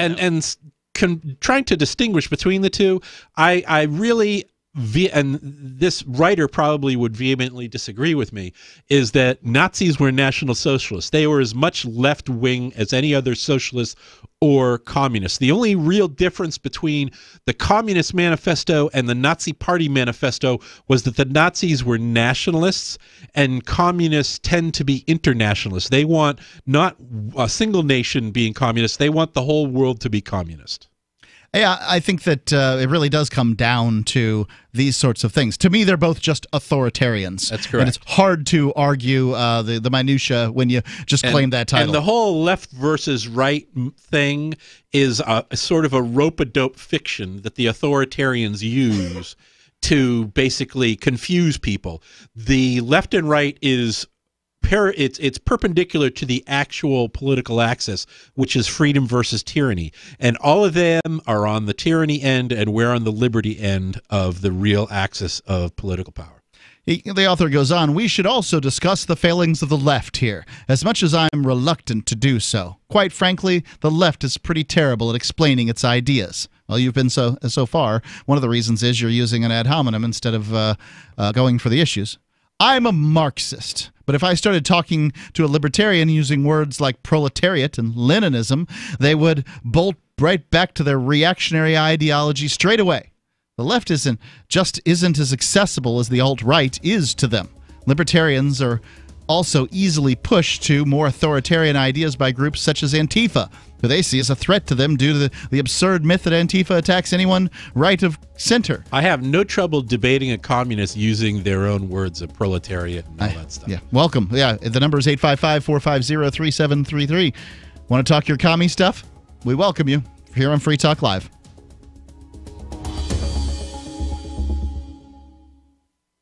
Are you having trouble sleeping? Have you tried all kinds of sleep aids that don't work or have suffered from their side effects? Hi, I'm Dr. Eric Siliberti, clinical neurologist and sleep expert. If I were to tell you, I've developed an all-natural scientific breakthrough called Relaxium Sleep that will help you fall asleep fast and sleep deeply through the night, you'd probably be skeptical. So I'm going to prove it to you by giving you a risk-free trial. For your free trial, call 800-644-4142. Relaxium Sleep is the only natural sleep aid developed by a clinical neurologist. Its triple-action formula contains 2 unique ingredients, Valarest and Sensoril, proven to promote fast, deep sleep so you'll wake up refreshed. Be one of the first 100 callers, and we'll include our free Delta Wave music CD to reach your deepest sleep. Call 800-644-4142 for the best sleep of your life. 800-644-4142 or visit tryrelaxium.com. Are you tired of governments around the world killing innocent people? Stop using their money. There is an alternative. Bitcoin is a stateless, free market, non-political currency. Bitcoin is money that cannot be inflated or controlled by any state. By continuing to use their money, you're perpetuating the killing. Stop doing it. You have an incredible alternative available to you now. Learn it, use it, spread it. Get started with Bitcoin at Bitcoin.com. It's Bitcoin.com. So you've heard all 3 hours of the latest episode of Free Talk Live, and you're still hungry for liberty-oriented audio content? Did you know that we have another 24/7 audio stream at LRN.FM? The Liberty Radio Network airs the latest episodes of some of the best liberty-oriented podcasts on the internet around the clock. In addition to recorded content, you'll also hear live shows like Free Talk Live, originating from our Keene, New Hampshire studio. So listen anytime at LRN.FM. That's LRN.FM. You're listening to the live edition of Free Talk Live. Hour number 3 is next after the news here on the Liberty Radio Network at LRN.FM. This is the Liberty Beat, your daily source for Liberty news and activist updates, produced in partnership with SNLS News and listeners like you. Online at libertybeat.news and snls.news. I'm Nick Murrow with the Liberty Beat for Monday, March 18th, 2019. Gold opened the day at $1,305. Silver opened at $15.35. And Bitcoin is trading around $3,964. Today's prices are brought to you by InnoScale. Take off with Managed Cloud. Looking for a safe, secure way to store your important files online? Let InnoScale handle it for you. Their high-availability cloud servers are the perfect solution for clients needing one or more secure, scalable servers with built-in hardware failover protection. For details, see them online at InnoScale.net. No fear! Bolsonaro's not welcome here! As Brazilian President Bolsonaro arrived in Washington, D.C. Sunday, ahead of a planned meeting with his U.S. counterpart Donald Trump, demonstrators rallied outside the White House to condemn the, quote, horrible politics of division, end quote, deployed by both leaders to gain power and harm vulnerable communities. The anti-media reports the U.S. trip represents Bolsonaro's first bilateral meeting with another head of state since his inauguration in January. It followed a presidential campaign filled with fascist threats and attacks on the LGBTQ community, women, and people of color.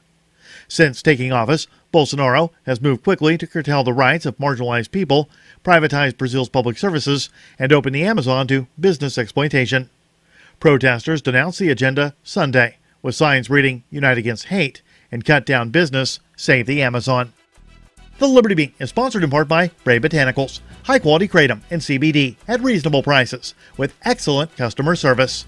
Brave Botanicals is activist-owned and mission-driven, fighting for your right to consume plant-based medicine and natural remedies. Find out more at mybravebotanicals.com. This is the Liberty Beat for Monday, March 18th, 2019. I'm Mick Murrow reporting. The Liberty Beat is online at libertybeat.news and snls.news. The U.S. military is now making plans to keep almost 1,000 troops in Syria. The anti-media reports that the shift comes 3 months after President Donald Trump ordered a complete withdrawal.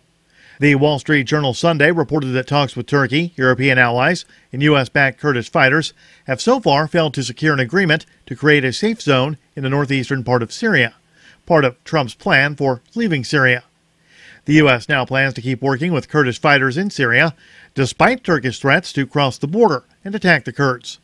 The proposal may keep as many as 1,000 American forces spread from the north of Syria to the south, according to officials.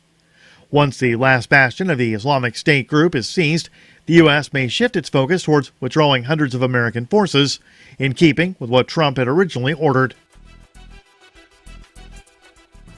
An utterly shocking video taken from inside a hospital of a Detroit police officer savagely beating a naked mentally ill woman was so disturbing that Corporal Dwayne Jones was charged with misconduct in office, along with misdemeanor assault and battery.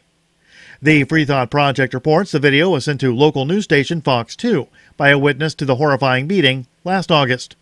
What it shows is nothing short of barbarous abuse of a defenseless woman by a public servant. The trial for 47-year-old Jones began last week, and new video from hospital surveillance footage, as well as body camera footage, paints a disturbing image of a police officer who snapped when faced with a mentally ill woman. As the extremely graphic video shows, the woman was naked and swearing, as several officers attempted to restrain her. When she yanks away from the cop, he begins pummeling her repeatedly. The woman who recorded the video told the courtroom she was visiting a relative at the hospital. She said it was clear the woman was mentally unstable. The woman who took the video also pointed out that there were enough officers to get the victim under control, but this officer took to beating her anyway. The witness also pointed out that, of all the officers, not a single one tried to stop the beating. Support for the Liberty Beat comes from the Conscious Resistance Network, featuring videos, news reports, and articles from a spiritual anarchist perspective. Experience the Conscious Resistance at theconsciousresistance.com. How would you like to have your business featured on the Liberty Beat? You can. Just send an email to libertybeat@snls.news for details. This is the Liberty Beat, produced in partnership with SNLS News and listeners like you. The Liberty Beat is online at libertybeat.news and snls.news. I'm Mick Murrow, reporting for the Liberty Beat for Monday, March 18th, 2019. Reminding you, spread liberty with a smile. Congressman Hanford, you're married, 2 beautiful children, and yet you texted nude photographs to a 23-year-old staffer. Why did you do it? I wanted her to see my penis. I was hoping the penis photo would arouse her sexually, that she might think, that's a nice penis. I will respond with an offer to have sex with the penis, or maybe send a photo of my breasts. I would like that. And that's what I was hoping would happen. Here's what intrigues so many people.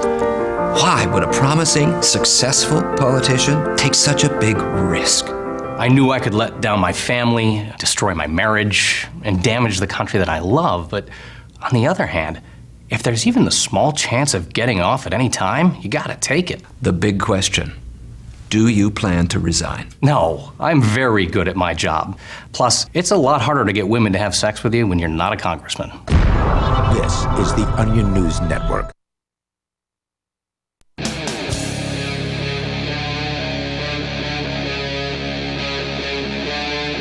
Free Talk Live.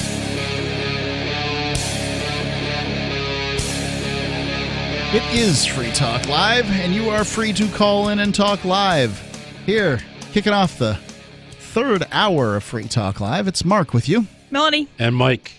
Call in and talk about whatever is on your mind. And we just finished up a story from Medium.com about some guys deciding that basically all libertarians are Nazis or something. You can go to our Telegram page and just go to telegram.freetalklive.com. You can sign up for our Telegram group there, and you can see all the show prep that we put together. And we also put our clips in there, and you can share those, whatever you'd like to do. It's telegram.freetalklive.com. But, Melanie, you've got a very interesting story. Yeah, so it's ridiculous. It's happened in Alabama. This guy and his girlfriend, well, this guy got his girlfriend pregnant. He found out she got pregnant. She killed the kid, which was legal. Okay, I see. You're talking about an abortion. All right.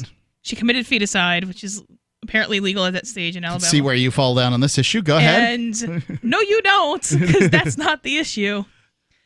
And then, so now he is suing the news article actually said that the state of Alabama declared that he can sue the clinic.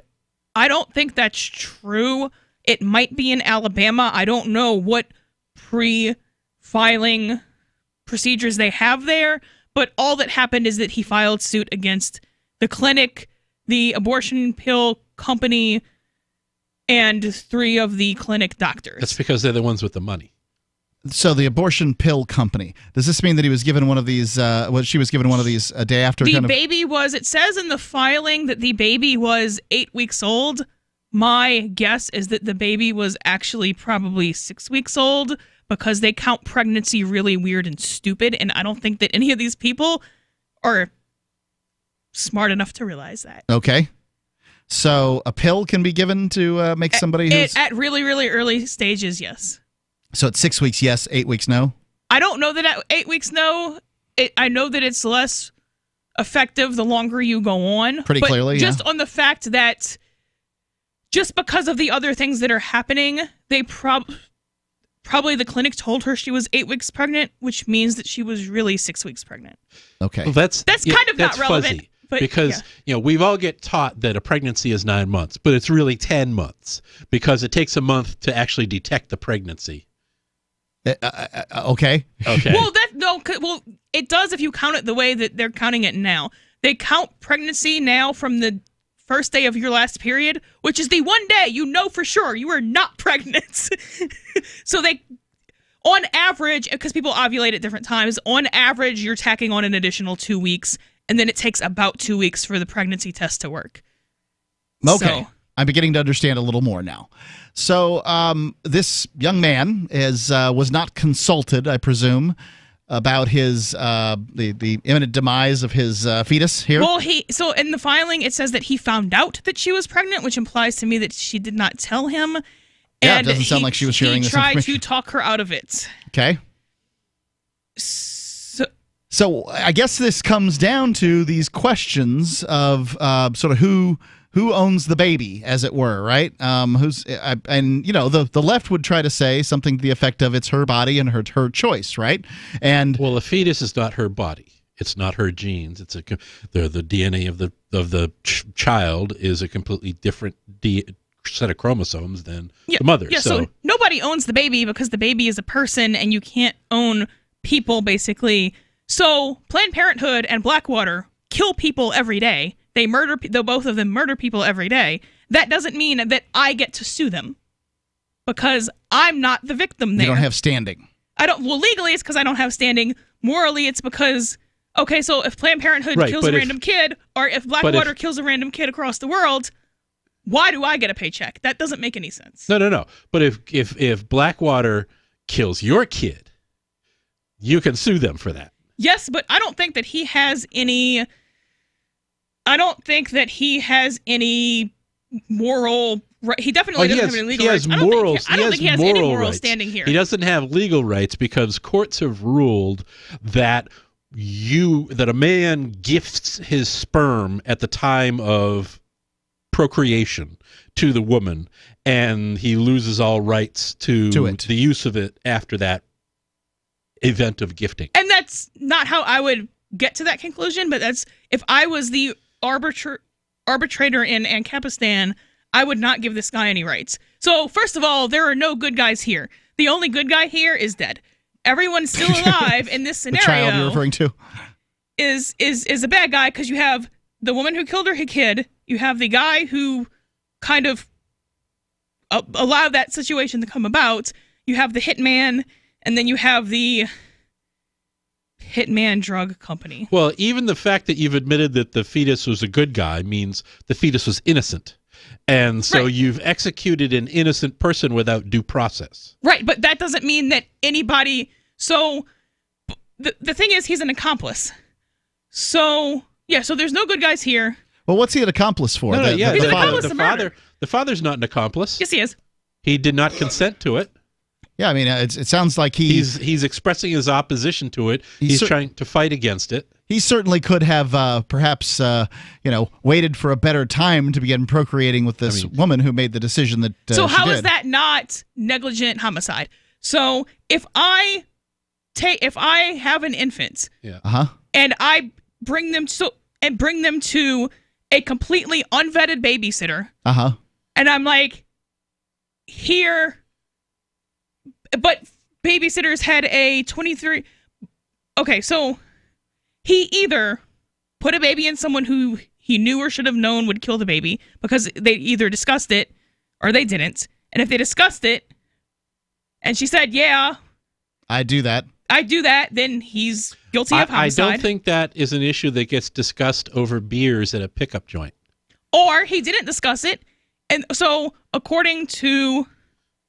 people who make stats on this, guttmacher.org, which is a organization loosely affiliated with Planned Parenthood. About 23% of women will have an abortion. Some of those are more euthanasia lifeboat situations, but the overwhelming majority of abortions in the U.S.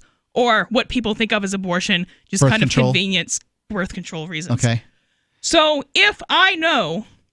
or have easily access to the information that 23% of all babysitters are pedophiles, and I hire a babysitter at random and just give them a kid, now, I am highly negligent. You're not saying that 23% of babysitters are pedophiles. No, You're they are saying not, but 23% of women have abortions. This is not... You're saying that he was negligent in the fact that he did not have a conversation, did not determine, if he did determine, did not determine in the positive that she would keep the baby. I can see that. I don't see that. I see him as a victim. Victims aren't always known as good guys. He's not a victim because the baby is the victim. He's an accomplice. He's not an accomplice. He gave someone a baby who he did not properly vet as to whether they would kill the baby, knowing that they had absolute power to do that. There's no legal obligation to do that sort of due diligence. There is not a legal obligation Let's to do that. take this call. I believe Jay wants to speak to you here. Jay in New Hampshire. Whoops, I just pushed the wrong button. My fault. Call back in the next segment, Jay. Pardon me. My mistake. I do this all the time. So I guess what my question here is that these sound like a couple of yokels that done got themselves knocked up.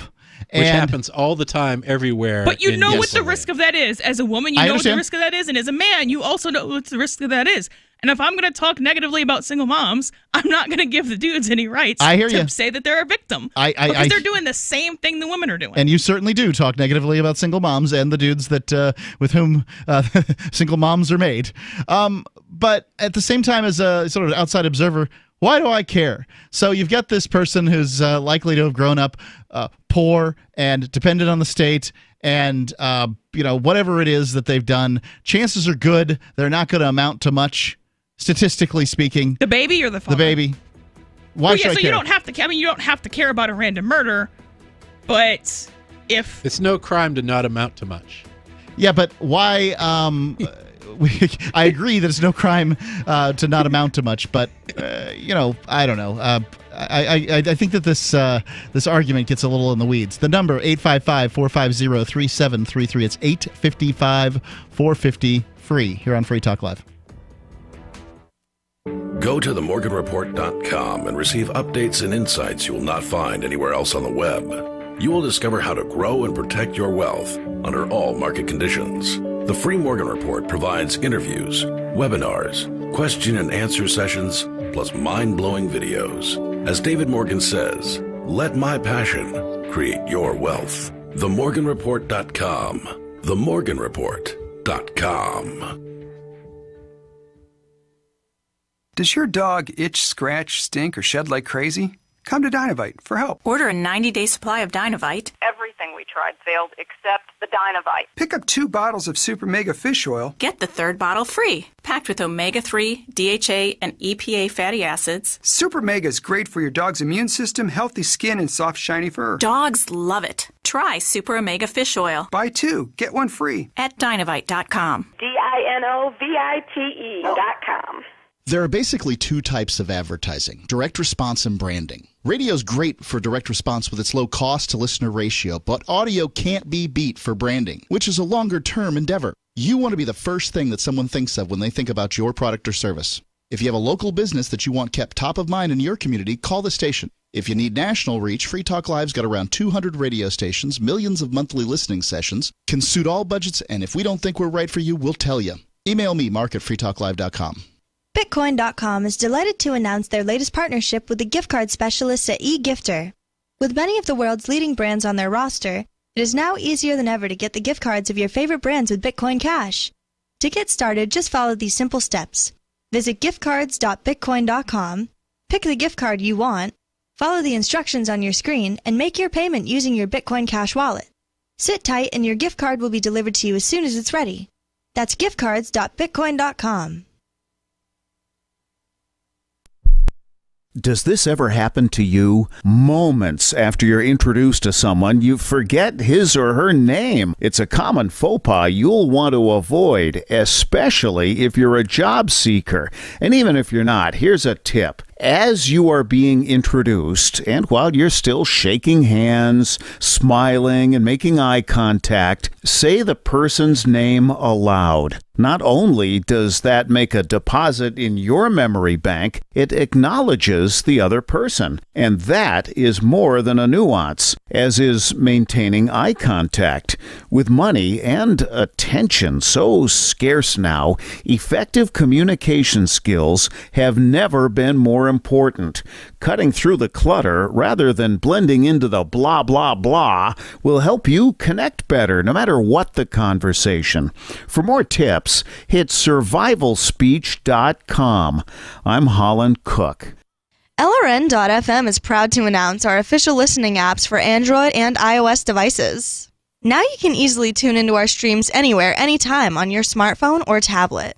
Just visit apps.lrn.fm or search for LRN.FM in the Android or Apple app stores. Please download, rate us 5 stars, then share the link on your social media and let your friends and family know how you're listening to LRN.FM. Download it now, free at apps.lrn.fm.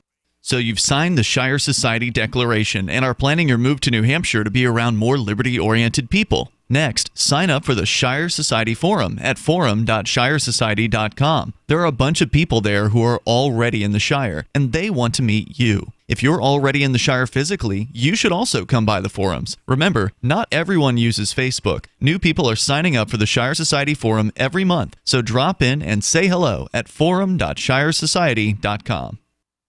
Help get LRN.FM into more ears. Visit promote.lrn.fm for a free bumper sticker, flyers, banners, graphics, and more. Promote.lrn.fm.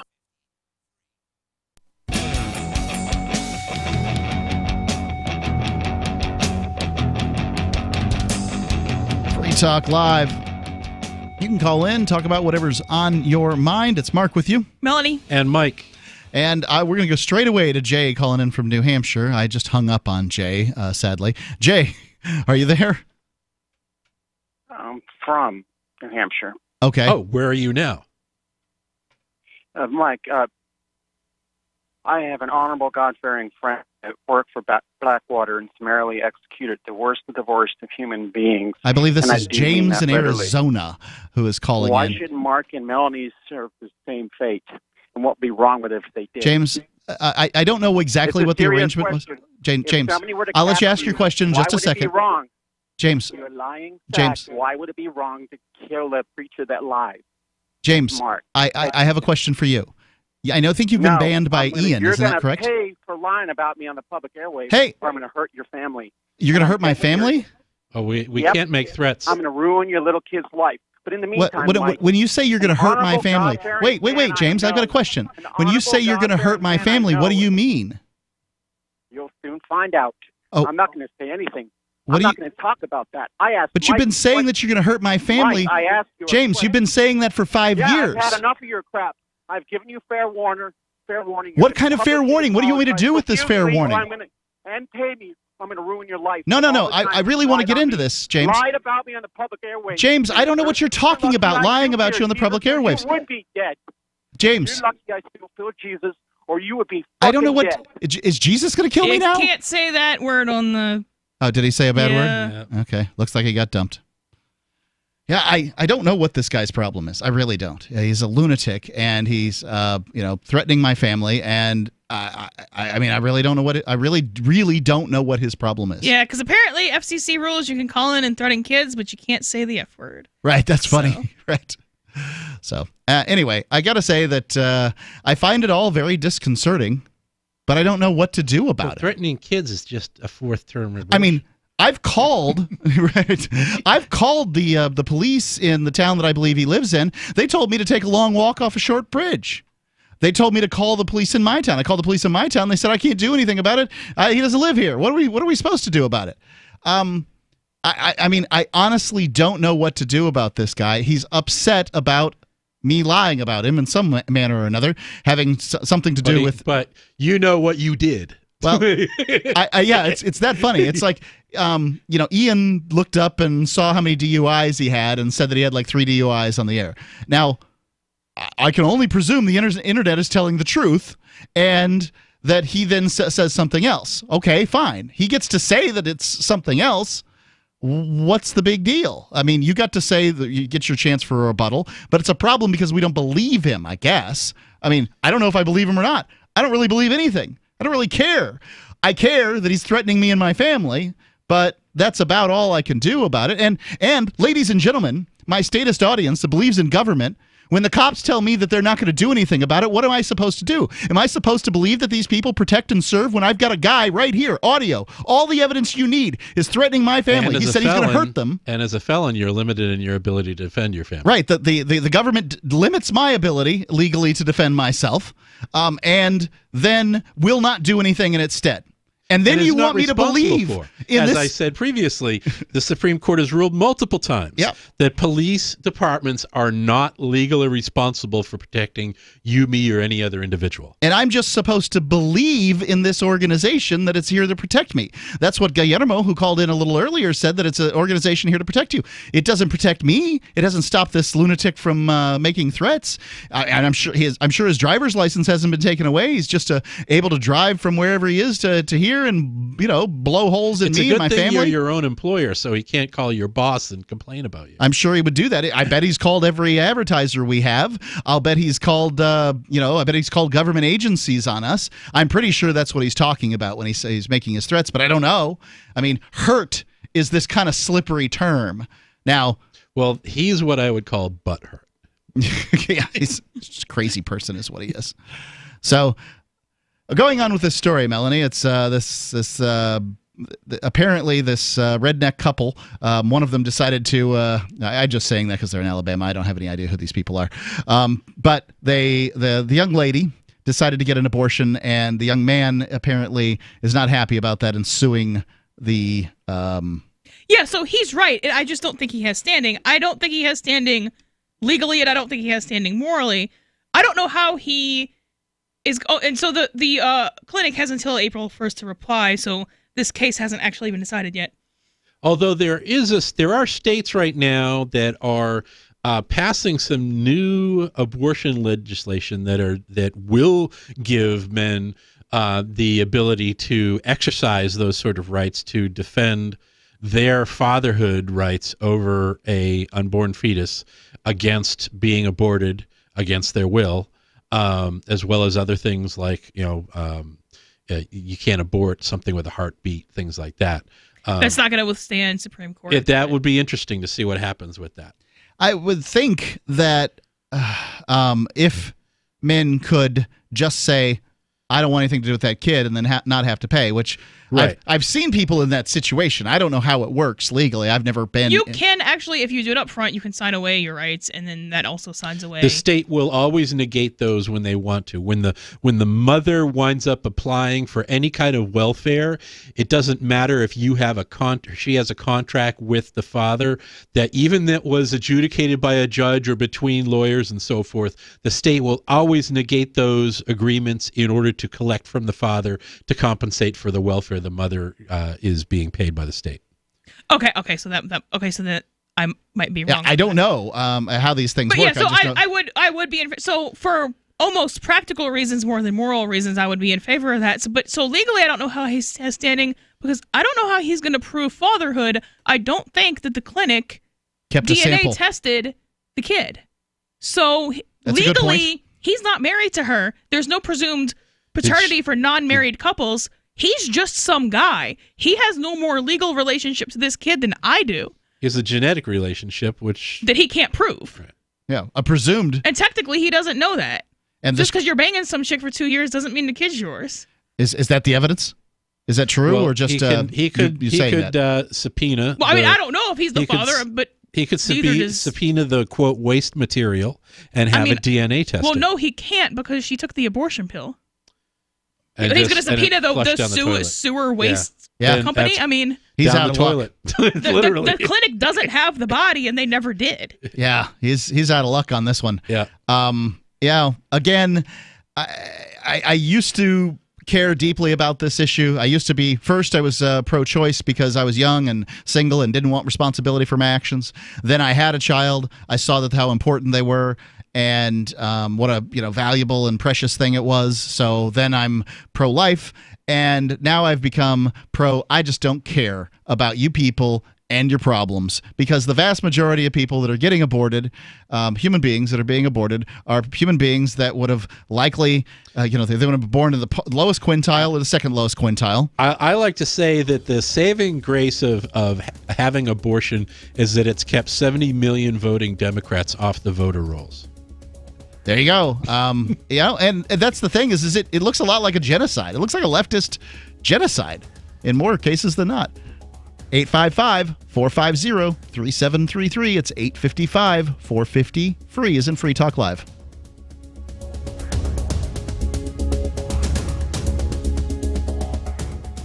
Do the letters IRS give you anxiety? I'm Dan Pilla. I've defended people from the IRS for more than 40 years. My book, How to Get Tax Amnesty, created the tax resolution industry and is responsible for helping hundreds of thousands of people. It can help you too. If you're a non-filer or facing IRS enforcement right now, your case is unique. You need real help, not cookie-cutter advice. My clients get my personal attention. Buy my book at danpilla.com and get a free consultation directly with me. That's danpilla.com. Let's start solving your tax problem right now.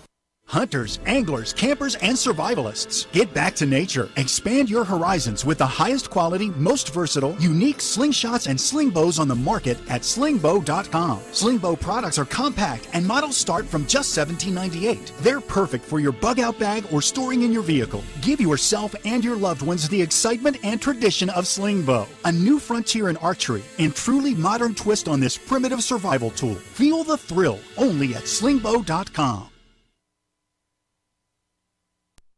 Free Talk Live. They have to pass a law that all the guns that are currently there have to disappear in a puff of smoke. That's what they have to do. Oh, wait, you mean the bad guys won't actually give up their firearms when the authorities come around to confiscate them? It doesn't really matter that they won't give up their firearms because we're going to pass a law.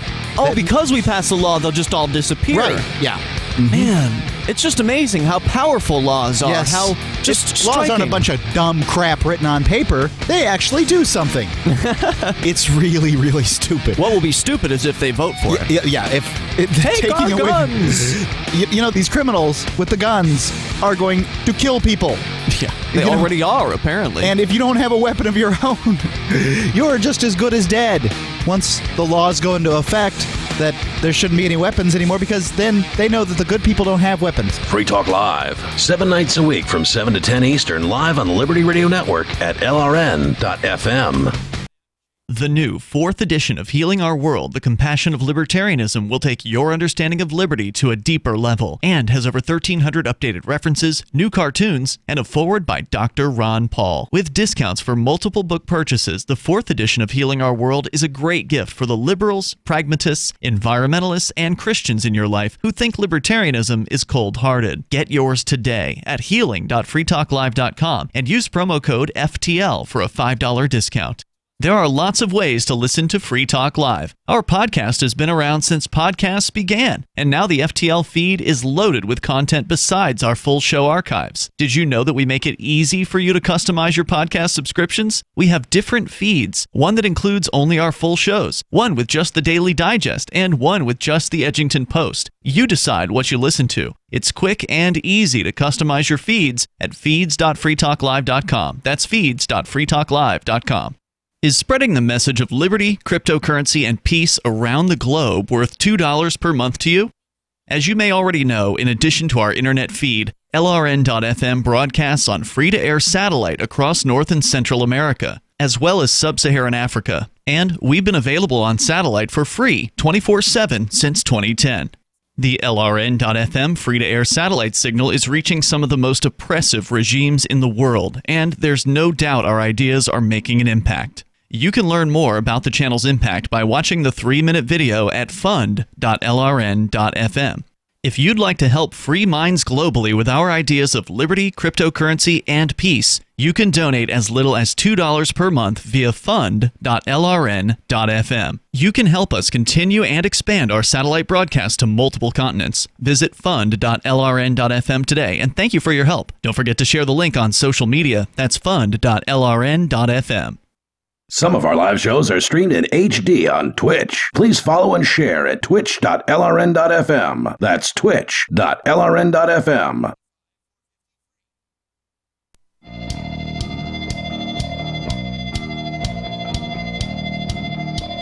Free Talk Live. It's this live edition. You can call in, talk about whatever you want to talk about here on the air. We've got phone lines are open for you at 855-450-3733. That's 855-450-FREE. Or you can call the Discord lines. You go to discord.freetalklive.com. That's discord.freetalklive.com. And you can download the app there and, call in that way. Sounds a little better. Let's go to the phones real quick. We've got David calling in from New Mexico. David, you're on Free Talk Live. Hey, well, yeah, and what you were just talking about, if I could do everything over again, kind of thing. What advice would I give to the younger me?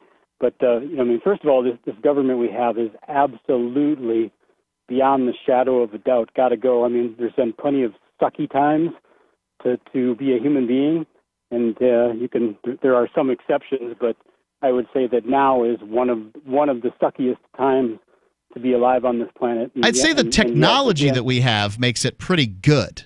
Yeah, but the technology is the one saving grace that's empowering individuals and will be the way that we are able to escape the... But the government gets to use technology too. Sure, but in my opinion, technology tends to empower individuals more than it does groups, because... I hope that's true. It does. Technology does do that. And remember that I didn't call about the technology. I called to make a different point, but since you went off on the technology thing, the technology does make things better, but at the same time that it's making some things better, it's making a whole lot of things worse. And remember this, I'll only repeat something I heard somebody else say, that 1,000 years ago when the king could come and chop your head off anytime he wanted to, if he wanted to, usually he couldn't find you. Usually you were somewhere, 20, 50 miles, 100 miles away from him, living your life, and the king and his court were too busy to have anything to do with you other than to send the tax collector around once every how often. And other than that, you were not bothered by the king or the government whatsoever. So, and there's a lot to be said for that. But what I did call about is that if I could do everything over again, having wasted a decade of my life fighting for my kids that were wrongly separated from me. If I could do it all over again, my advice to men would be, notwithstanding, whatever attachments of the heart you gain along the way, But as a plan, I wouldn't invest time and money going to get an education unless I had some burning desire. I wouldn't waste any time or money investing in property that has a good value to it. I wouldn't pursue any of those things. What I would do, most men enjoy doing something, for whether it's running rivers or whatever. And my recommendation to me, and other people could follow it also, is just to do something to get the minimum amount of money you need to live, doing something that you enjoy, so that every day is playing. There is no work. It's all playing, and you're making a minimum wage. And then when you go out to the bar at night and you meet some chick and you end up sleeping together and somebody gets pregnant, then the most you're at risk for is 1/3 of the minimum wage income that you're receiving doing something you consider to be playing. And that way you're safe in court, because when you get dragged into court, you're already working a full-time job. You're making a lawful minimum wage. If that's what your career is, that's all you've ever done. You didn't intentionally leave your high-paying job on Wall Street to go get a minimum wage job in order to be in contempt of court, so nobody can order you to go back to your $100,000 a year profession, and that's would be what my recommendation would be. And I got nothing, and I still think kids are great, and if by chance you gain some children along the way, because the bottom line is when most men I know, and the way I feel about it, when a kid is in my life, on a regular basis, I take care of the kid. The kid gets fed and sheltered and clothed and entertained and educated and all that stuff. But when the government gets involved in it and just makes the man an ATM, and yes, I know that it's reversed in many cases, especially nowadays. But when you become just an ATM and you're not physically in the presence of the child, that's not a relationship, and that's not what children are for, and that's not what men were meant to be used for. I agree with you, David. It's so difficult out there when, like the court will say you've got to pay, but you can't see the kid. And I've heard a lot of stories like this. It's never happened to me, but I can tell you my dad was really outraged by the whole what the court had to say. Thank you for the call, David. What they made him pay and all of these things. I mean, in retrospect, I think he could have done some things differently. Should you not pursue a career? Well, I think if pursuing a career makes you happy, you should.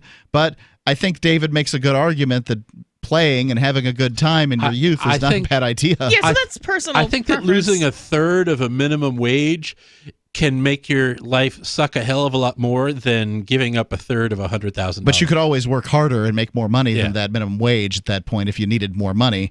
And if you're making minimum wage, you're likely not living out of the home anyway. Yeah, I don't think child support should exist. I think it's a horrible idea, because then maybe it would incentivize women to, not get knocked up at bars by strangers. But I kind of don't really have any sympathy for somebody whose life plan is, I'm going to go, sleep with women at bars without condoms, and, oh no, that costs me money. Like, well, if I have to pay welfare for your kid, I'm not particularly sympathetic to the fact that you have to pay child support for your kid. Let's go to the phones. Tom, calling in from New Hampshire. Tom, you're on Free Talk Live. They say truth is treason in the empire of lies. Yes, it does. Yeah, I think it probably would be. If there was an empire of lies, truth would be treason, right? Well, in the 116th Congress, first session, House Resolution 241, quote, condemning the anti-Semitic comments of Representative Ilhan Omar from Minnesota, unquote. This is not the one that got passed on March 7th. Okay, this is one that was being proposed by some Republicans who are all bent out of shape, that the one that got passed didn't go far enough. And check this out, the front page, one of the lines, whereas in 2018, Representative Omar posted, quote, drawing attention to the apartheid Israeli regime is far from hating Jews, unquote. Okay, that's one of the quotes that they're accusing Israel of engaging in apartheid is a falsehood, so it's false propaganda, so that is anti-Israel. I don't know what apartheid means. It's keeping ethnic groups apart within a single nation. And there is no apartheid in the State of Israel because 20% of the State of Israel is made up of Arabs who are a mix of Muslims and Christians, and the Muslims and Christian Arab Israelis have full civil rights. They can own property. They have jobs. They can participate. They can vote. They can participate in government. They join the Israeli military. They have full civil rights in Israeli society. So this whole apartheid regime crap is about the conflict between the Palestinians who are not in the State of Israel and the government of Israel. Now, what's going on, though, that is not an anti-Semitic comment, though it is an anti-Israeli government regime comment.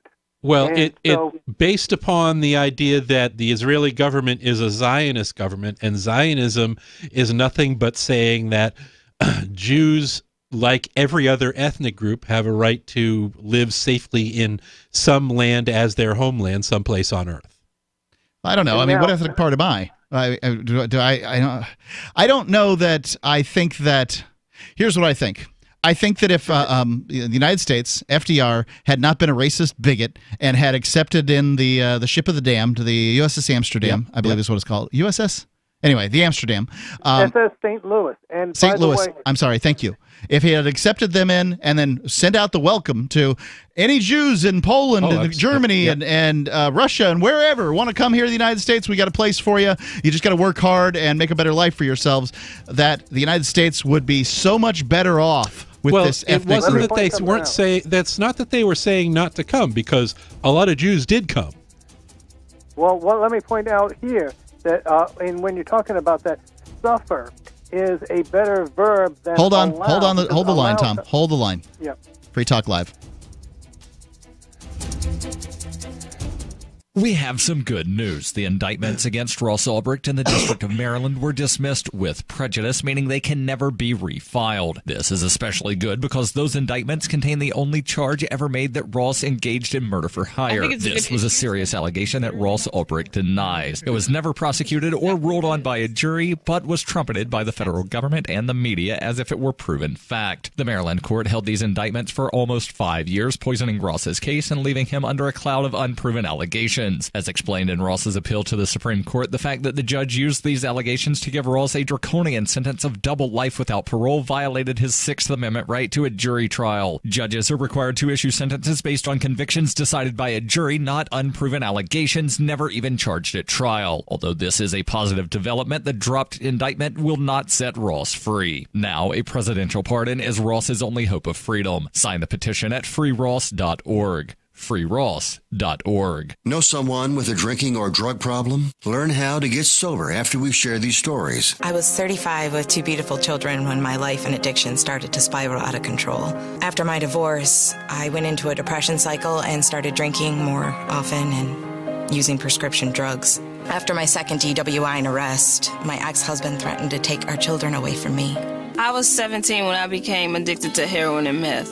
I thought I could quit on my own, but I couldn't. It hit me when I was arrested. Get sober now. Your private insurance may cover costs and we'll get you here. It's simple. Just call Elite Rehab Placement right now. Please, don't wait. Your life matters to us. 800-213-9264. 800-213-9264. 800-213-9264. Call right now before it's too late. 800-213-9264. Hi, I'm Derek J. I don't want a politician to represent me. To me, government is the idea that one group of people can coerce everyone to comply with an edict or face increasing punishments up to and including death. Despite perhaps the most noble of intentions, the best government services are a far cry from what could be provided for by voluntary interactions. Besides, the people who call themselves the government wage wars and put peaceful people in jail for crimes involving no victims. If Starbucks used some of its money to drop bombs, I wouldn't shop there. So why would I support the American empire? The empire does not require my consent. Derek J's Victimless Crime Spree. Watch it for free and order the Director's Cut DVD at victimlesscrimespree.com. That's victimlesscrimespree.com. LRN.FM now has a Discord. Discord is a free text and voice chat platform, and we now have our own server with a bunch of channels at discord.lrn.fm. You can join other listeners as they chat about various things during our live shows, or anytime, day or night. Discord software is available cross-platform, so you can have it on whatever device you want and take your chats anywhere. Join our Discord at discord.lrn.fm. That's discord.lrn.fm. Cell 411 is a free app for Android and iOS that replaces government-controlled 911. Cell 411 allows you to preset a group of friends or private organizations to show up at any emergency. Cell 411 is a nightmare for the state because it proves their so-called services aren't needed. Cell 411 has had thousands of installs, and of course it's covered by the BIPCOT no government license. Cell 411 because your friends won't shoot you when you're in trouble. Without the government, who would build the emergency services? You and Cell 411. Get it today at getcell411.com. Love what we do? Please help support our international satellite channels at patreon.lrn.fm. That's patreon.lrn.fm.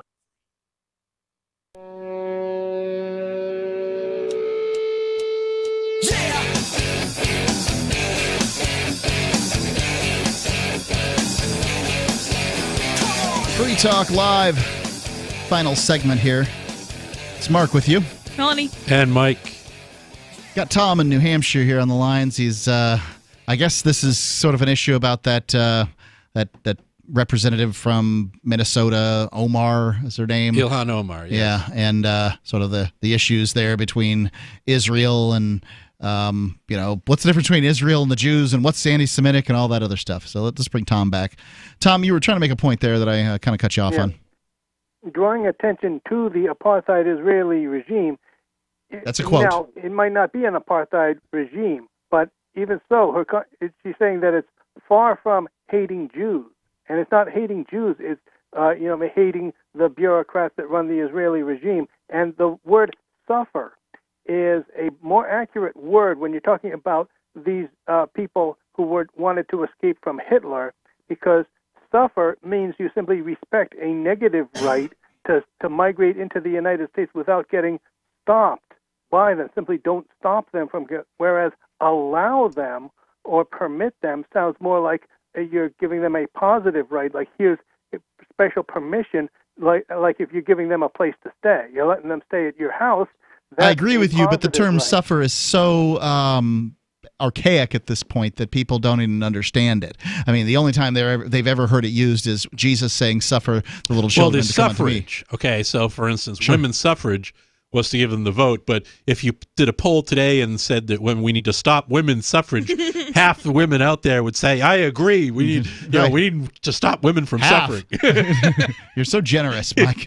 I mean, people really don't know how the depths. I give people the benefit of the doubt. The depths of your generosity. They really don't understand. Yeah, so, Tom, what's the solution here?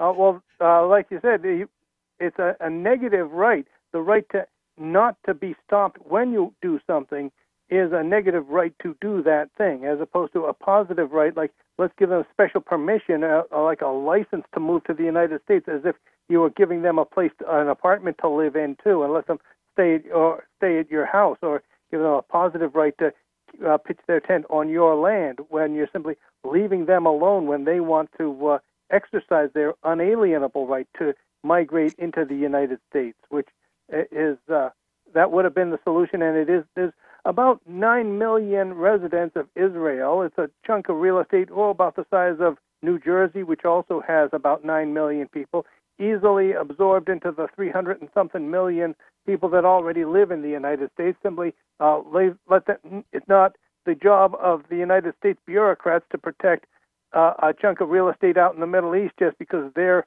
scripture says that it belongs to them. If they want to move to the United States, fine. Suffer them to move to the United States. Why can't Jews move to the Middle East? What's so wrong with them doing that? They can live there too, but it's not.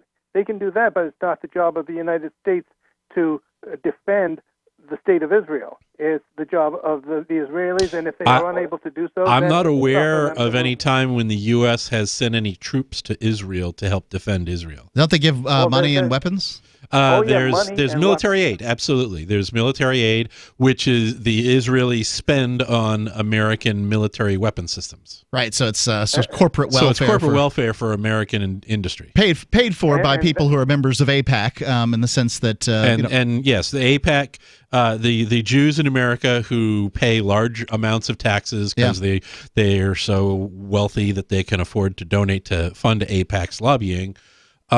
They are having AIPAC lobby to have their tax money given to the Jews in Israel, the Israelis, to support Israel. So, do they have as much right as anybody else to lobby to have their taxes spent how they want it? I once saw, on Geography Now, I saw this is a YouTube channel out there, and this kid did a great job when he did the explanation of Israel, because here was a guy who walked in having no opinion and studied and looked and did everything. He does a very good job on every country that he does, and it just came to the eyes, and here's Israel, and time to do this Israel thing. And he parsed this intractable issue out in such a way that basically like going back and forth, and this was our land, and then you did this, and ultimately the question I think that's asked is that at the end was the Jews would be asking, well, if you guys were in charge in Palestine, how would we be doing? And the answer probably is not very well, right? Like if the Palestinians got to take over the state of Israel, the Jews probably wouldn't do very well. They'd be dead, or there'd be very few left alive. Now, there are some Palestinian Jews, but it's illegal for Palestinians, not illegal, but they'll be killed if they, sanctions will be put on them. It used to be a death penalty for a Palestinian to sell land to a Jew, whether they're a Palestinian Jew or an Israeli Jew. Right, but now they've reduced it to a life sentence. Right, very generous. Now, so that's not very libertarian of the Palestinian Authority to have that sort of a law, and I would bet that if these are just two socialist organizations fighting amongst each other, right? Very socialist organizations, leftist Jews with leftist Palestinians. I mean, these people are like the sworn socialists. Well, I happen to know, I think you know him, was Yaakov Markel, who's a libertarian Palestinian Jew. Yes, and he's very good at explaining this issue. And one thing I found is interesting is that many Palestinians will say, well, my family lived on this land for generations. What they don't say is, we have a deed for this land, because they don't have back centuries. Right. In many cases, they were renters, though. And the people that that owned the land or whatever were from other locations, those locations being the locations that waged war on Israel. So many times these settlers who are living in land that is dubious, no doubt, would have been, like this. It's just an intractable issue. At the time of the Israeli War of Independence, a large part of the Palestinian population were migrants from Egypt, from Iraq, who would come in for jobs that were created either by British investors or, ironically, by Jewish investors creating jobs. And they lived in towns and in homes that were real estate that was largely owned by Lebanese real estate tycoons. Right, and Lebanon was part of the 7 Days War, which Israel won, so one could argue that the landowners from Lebanon lost their land to the Jews. Actually, if one wanted to make that argument. And the thing is that when Israel was established, they actually created laws to compensate people who could not return, who owned land that had been taken. And so over the decades, most of those people have had their land paid for. What tends to happen is that the people who lose their homes, particularly these days, are people who have squatted on land they didn't have a deed to. They built the home from whatever sticks, stuff they could cobble together, tin, or however they got a hold of it. Thanks for the call, Tom. They built the home without any kind of, quote, permits from either the government of Israel or from the Palestinian Authority. And so someone comes along and buys the actual deed and wants to build something. So then you have a squatter who's getting kicked off their land, which I'm sure feels automatically bad. Israel's fault. Right. Well, I mean, I I think that there's a real mess with the whole creation of the Israeli state. Oh, yes. And if the United States had just welcomed Jews in 1939, that we wouldn't have had so many problems. I mean, the land of the free, welcome, come your poor, your all that stuff.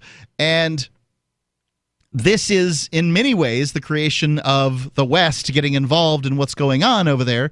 I don't know what Israel should do today, except I have no problem with a person using firearms to protect their home and their family. And what I find really fascinating over there is how the Israelis have used technology to try to minimize the impact of their defenses. So, for instance, when they engage in air assaults in Gaza, they have automated systems that call up every cell phone that's tracked in the area where they're going to have an air raid, and they warn everybody that an air raid is coming and that you should leave that area.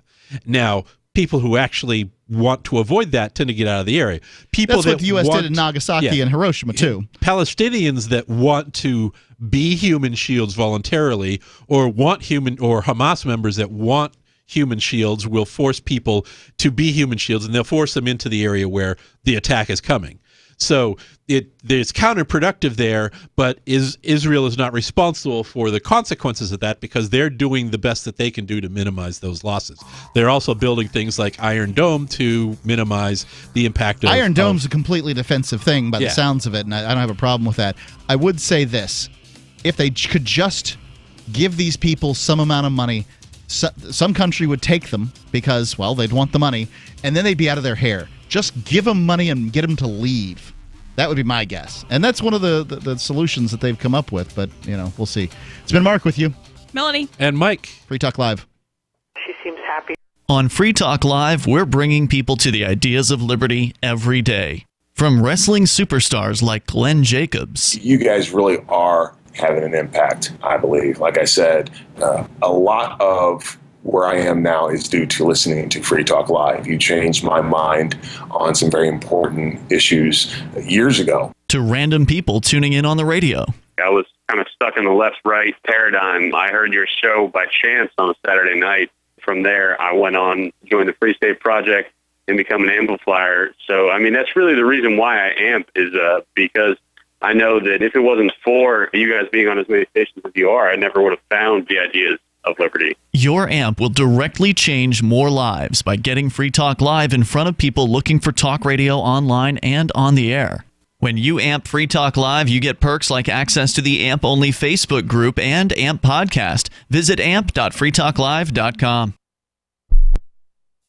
When you hear the word lobbyist, you probably think about greedy corporations, but not all lobbyists are the same. Some are fighting for the freedoms you hold dear. Liberty Lobby LLC is doing just that in New Hampshire, working hard to represent you, not some special interest group. You can help by going to libertylobby.info, where your contribution will give us the tools we need to ensure that your voice is heard. Visit libertylobby.info today to find out more.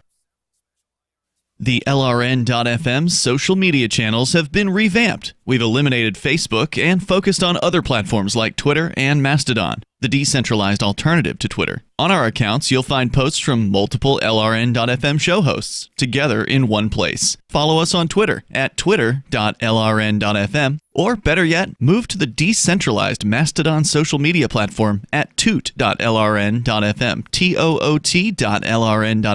I think you'll like it. The latest episode of Declare Your Independence with Ernest Hancock is next after the news on the Liberty Radio Network at LRN. This is the Liberty Beat, your daily source for Liberty news and activist updates, produced in partnership with SNLS News and listeners like you. Online at libertybeat.news and snls.news. I'm Mick Murrow with the Liberty Beat for Monday, March 18th, 2019. Gold opened the day at $1,305. Silver opened at $15.35, and Bitcoin is trading around $3,964. Today's prices are brought to you by InnoScale. Take off with Managed Cloud. Looking for a safe, secure way to store your important files online? Let InnoScale handle it for you. Their high-availability cloud servers are the perfect solution for clients needing one or more secure, scalable servers with built-in hardware failover protection. For details, see them online at noscale.net. No fear. Bolsonaro's not welcome here. As Brazilian